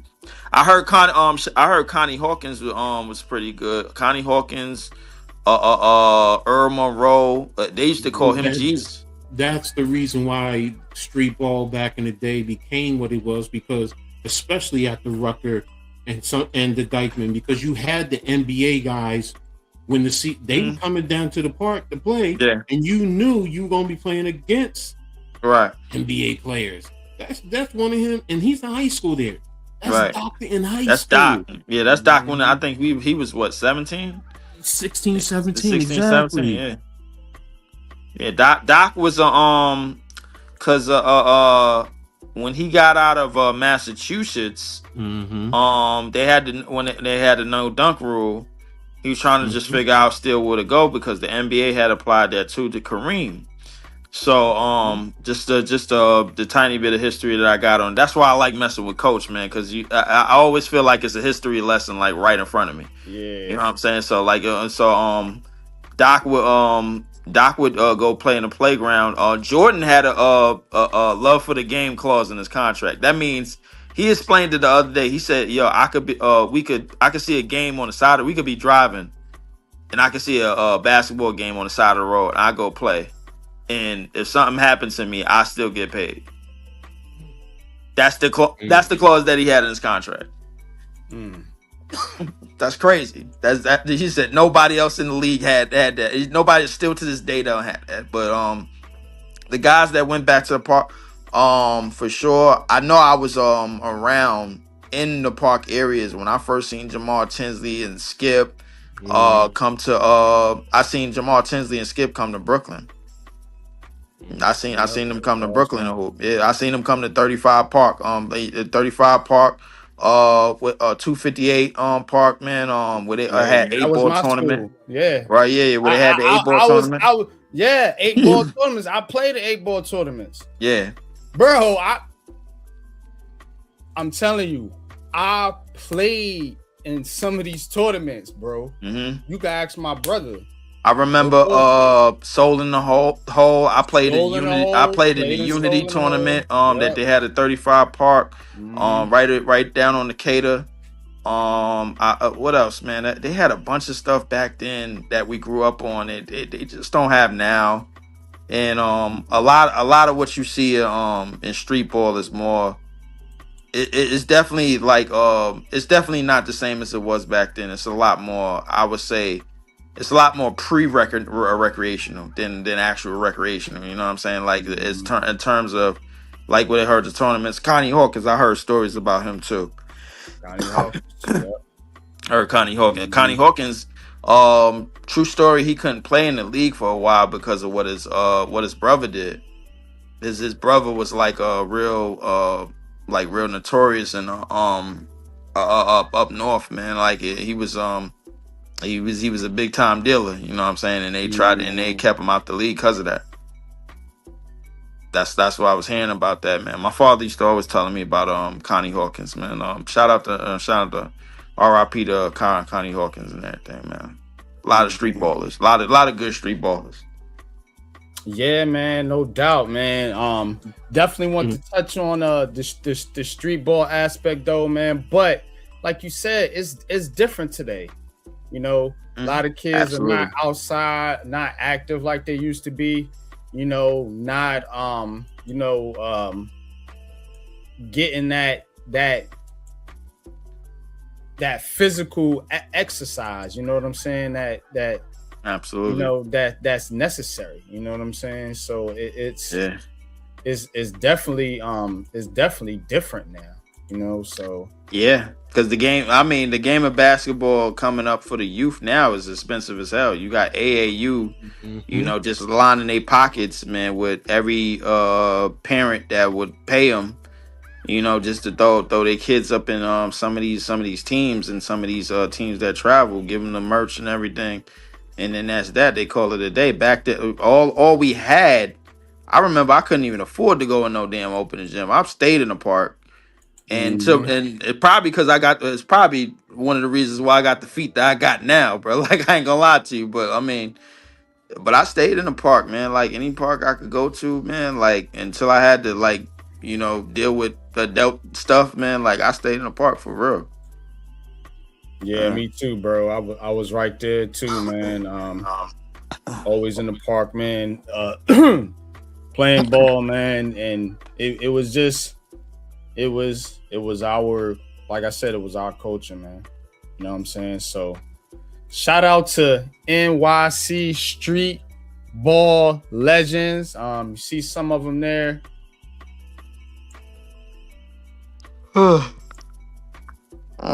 So but yeah, we're gonna get in the coach's corner and wrap this thing up. We are at over our 2 hour mark, so we're gonna wrap it up here, man. Dope show tonight, though. Glad to be back on the mic, kicking it. We're Heart of the City, kicking it with the ABS fam. Appreciate y'all, man. Shout out to you, Leaf. Definitely, always appreciate you, man. And yeah, I'm gonna have to get on I'm gonna transition to NBA now that the football season is almost over. Thank God. So I can get my mind off of that shit. And we want to start getting into basketball game calls and things like that. So I'll definitely be on some calls with you with the Nets. Oh, definitely. And I'm trying to get out of this BS 9 to 5, man, because I need to pursue. Ain't we all? I need to continue to pursue my dream as a digital panhandler. So you know what I'm saying. So like, I mean, I gotta get back on that. You know what I'm saying. Like once I get this money, this in-house money, I'm gonna be just answering my door, collecting mail, be in my little what house coat or house robe or whatever it is, and then just doing videos. That's my dream, man. Like for real. It's nice. It's cool. It's boring money, easy money for me. I mean, I granted that it's easy money for everybody, man, if they start doing it. So I mean, I might as well start getting into the groove of things. So I'm gonna be I don't know about that, man, but good luck to you, bro. definitely, but yeah, we're gonna get in the coach's corner, man. Coach got a good show, a good lineup for us tonight, man. I can't wait for this one. Can't wait to hear what's going on. So that being said, Pat, you know what it is, man. Let's hit this coach's corner, man, and wrap this up strong, man.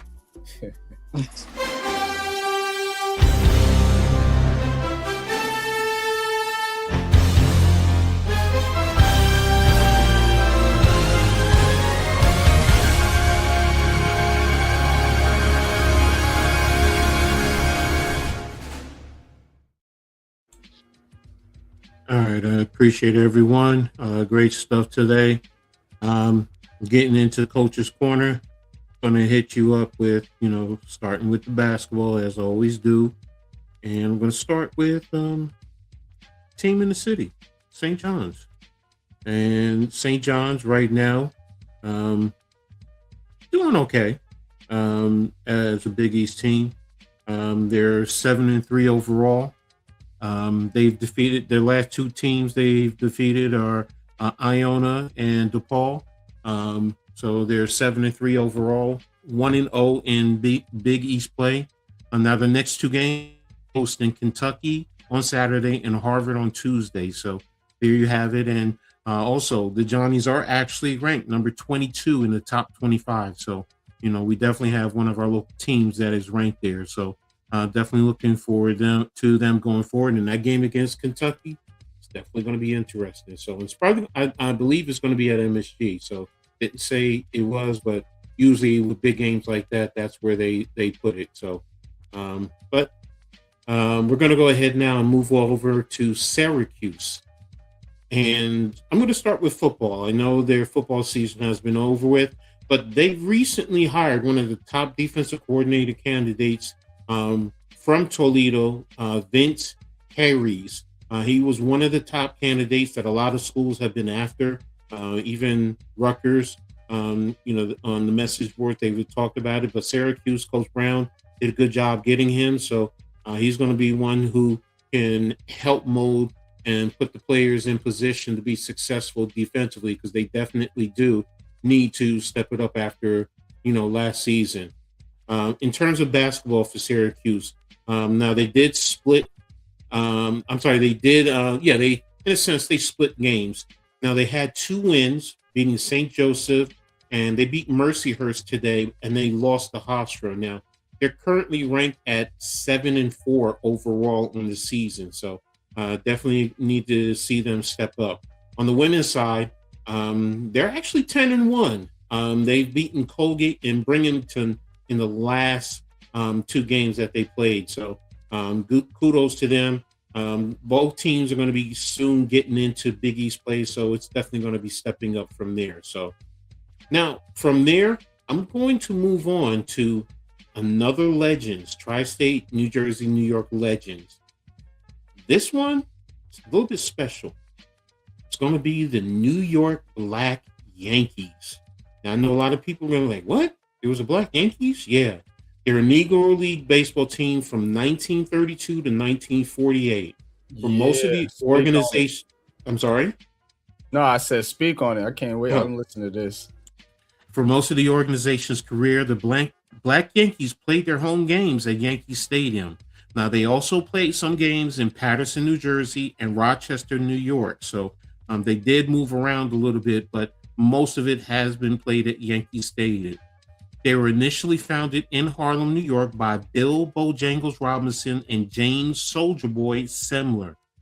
The first team, they were called the Harlem Black Bombers before being called the Black Yankees in 1936.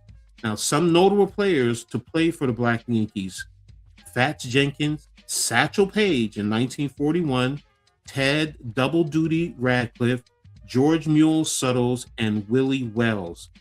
Contributing to the Black Yankees' relocation to Rochester in 1948 was the fact that there were 3 Negro League teams in the metropolitan New York area: the Black Yankees, the New York Cubans, and the Brooklyn Royal Giants, all competing for the same local audience. So that's why they moved over to Rochester, New York. So there you have it, another Negro League team in the area, and the first one I'm highlighting for you guys now. So now I'm going to go ahead and move on. I'm going to move on to Rutgers news. Now I'm closing out football with Rutgers. They recently fired 3 of their defensive staff: DC Rob Smith, co-DC and linebacker coach Zach Sparber, and defensive line coach Colin Farrell. Yesterday, the big news was offensive line coach Pat Flaherty. His contract is not being renewed. So that was a big thing on the message boards, because those who are Giants fans know about Coach Flaherty. 2 Super Bowl rings with the Giants, came to Rutgers and helped that offensive line be a good offensive line, one that is respected and gave teams problem in the Big Ten. And you had, the leading rusher in the Big Ten in Kyle Monangai 2 years prior, and then this year you had another 1,200 yard running back. So now the Knights also decided not to participate in the Birmingham Bowl. They were offered but they didn't want to because speculation was about recent transfers. There was quite a few players who announced they were transferring out. The expectation on even more transfers, because there's more transfers in the last couple of days. One today. The recent coaching changes, the cost, and of course, most importantly, recruiting. Because right now, if you're focused on the bowl game, you can't really focus on recruiting as much as you would like. So, especially with the portal going to be opening up. So, those are the rumors on and what was on the message boards. Now, in basketball news, not a good look for the Knights. They suffered 2 major blowouts previously to Purdue and Michigan, and then last week they lost to their arch rival Seton Hall. I mean, they were totally blown out. After the losses, right now they're standing at 5-6 overall, 0-2 in the Big Ten. Now Saturday they're hosting Penn. Hopefully they can get back on the road. In the women's news, the Lady Knights, they lost to Princeton, falling to 7-4 overall, 0-1 in the Big Ten. They're going to be hosting Lafayette on Saturday. Now, Seton Hall, talking about them, again, they dominated Rutgers to win the Garden State Classic this past Saturday. One of the big things that a lot of people are talking about is freshman setter Najai Hines from Plainfield High School, my hometown. Here's a play where he totally bullied and dominated Emmanuel Agbole for Rutgers. And if you see Ogbali, you're going to be like, oh, that's a man, because very well built, defined. Imagine shoulders like Giannis. I mean, and it's all muscle. And Hines went up for a rebound. Agbole grabbed it, and Hines just literally ragdolled him and threw him out the way, went up and got the basket and a foul. So, and it's something that I'm used to seeing Hines. And people are starting to realize Seton Hall got a gem right there, especially with a freshman. So keep an eye out, listen out, Najai Hines for Seton Hall. Now with the win, the Pirates are 10-1 overall. Now their next 2 games, they're going to be getting into Big East play. They're at Providence on Saturday, and they're hosting Villanova on Tuesday. They did miss being ranked in the top 25 by 3 spots. So they're currently ranked at number 28. So if they get these 2 wins, I think they're going to be in the top 25 also. So, but there you have it. That's Coach's Corner for you guys. Back to you, NYG.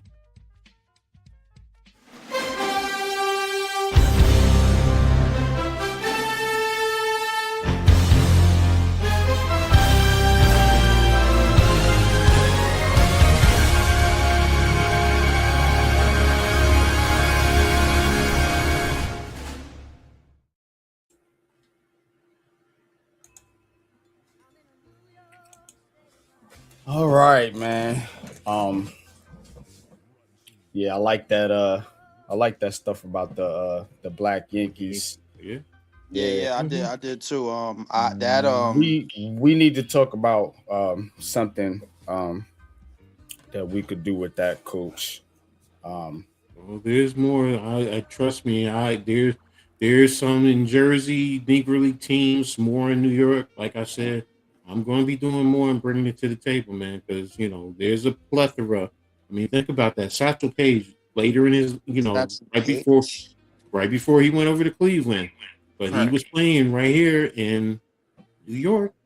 So that speaks volumes, and we know who he is. So, definitely, man. And you said Najai Hines, Seton Hall. All right. I couldn't find the clip. I was looking for the video clip so I could show you guys, but yeah. Can you spell his name? NA hyphen was it JAI Hines? Hold on, I'll bring it up for you because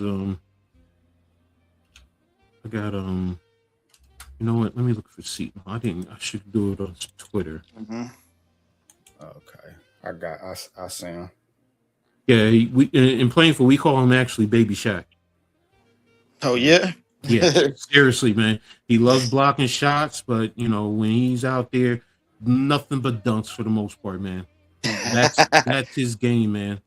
That's how he likes to play.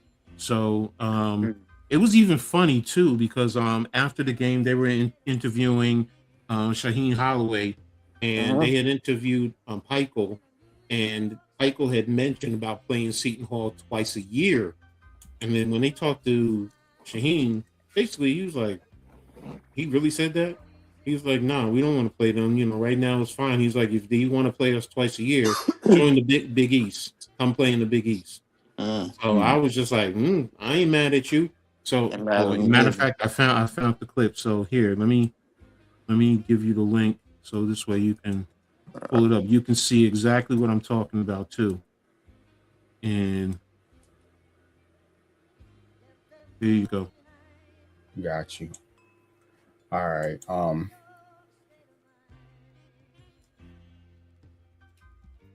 Pull up jump shot, no good. Hines wrestles.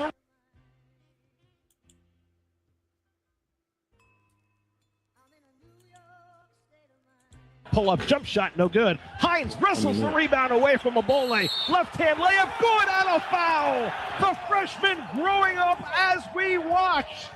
The Jai Hines wrestling the ball away from the senior Abole.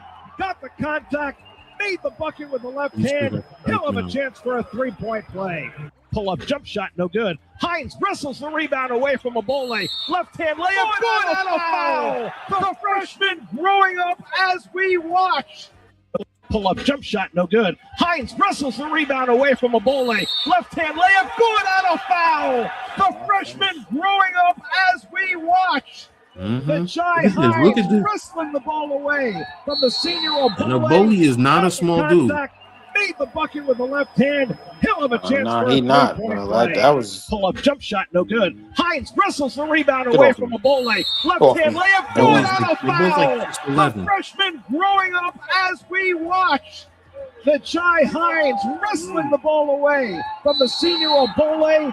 Got the contact, made the bucket with the left hand. He'll have a chance for a three-point play. Pull up jump shot. That was a lot of thugging right there, man. Give me the bound, get out my way. I'm scoring. That's Simple. Grown man basketball with an 18-year-old kid going up against a 23-year-old man. That's a fact, man. Think about it. So that is advanced thugonomics right there. I like it. Yeah. Cam Boozer, man. I think. What's up, Nick? I mean, hey, you know how them Duke dudes, they end up being when they get to the league. So I think they got another one. Yep, they turn into glass. He said glass. No, I think. Every last one of them turn into glass. Coach, I'm not a Duke fan, obviously, but that's why I call them the Dukies. It's one of those potential things, you know what I'm saying? We'll see how he turns out when he actually gets there, though. I think the talent is there. I think that's what I mean. Yeah, I think the talent could be there. I think what you got in Coop, Tatum, Zion, Kyrie, bro. The list goes on and on and on. Forget who his dad is. Yeah, hey, listen, the list goes on and on and on. Oh man. He was yes, he was. But the problem with a lot of these dudes, bro, that I just named, they went to Duke. They when they turn in the NBA, but when they get in the NBA, they got nothing but glasses in their future. That's it. Because it's a fact. One of the great ones from my high school went there. So Jay Will, well, not from my high school, from Plainfield. He went there. But then, Bobby Hurley did get, but he got hurt because of both of them, because of accidents, not because of injuries. So Grant Hill. No. Yeah, they did get hurt because of accidents. I remember Jay Will. Grant Hill. Yeah, I remember Jay Will. I definitely I know a little bit about Bobby Hurley. Shout out to him. Grant Hill got everything started. And he's in terms of luck. LUCK. he's arguably one of the reasons why all these Duke players get injured the second that they come in the league anyway. So I mean, it is what it is. I like Grant Hill. I thought Grant Hill was it back in the Grant Hill '90s. was that dude. He was about to have the league. Definitely. He was on his way to having the league. Him and Penny Hardaway, man. They them Absolutely. two careers, man, got cut short, man, because of injury, man. They was they should have both been way better than they was. But all right, we're gonna wrap it up, man. Good show tonight, man. Appreciate all y'all for tapping in. Appreciate the chat. Shout out to Nick. Shout out to Iman Perry. Shout out to Mets for coming through. Shout out to Blaze Radio, man. Shout out to the Hardcore Sports Network too, man. I took my L's. I'm gonna take it like a man. Y'all got it. At least from my end, man. I think some of my brothers still in there though. I think we still got Ghost Dog alive. I think we still got Wells alive. So we'll see how it turn out. Shakes is still in there, but that's it for that's all I got for tonight, man. We good, man, to go, man. Take us out, Pat, man. You know what it is, man. Heart of the city, baby. All right. See y'all, man. Peace. Definitely.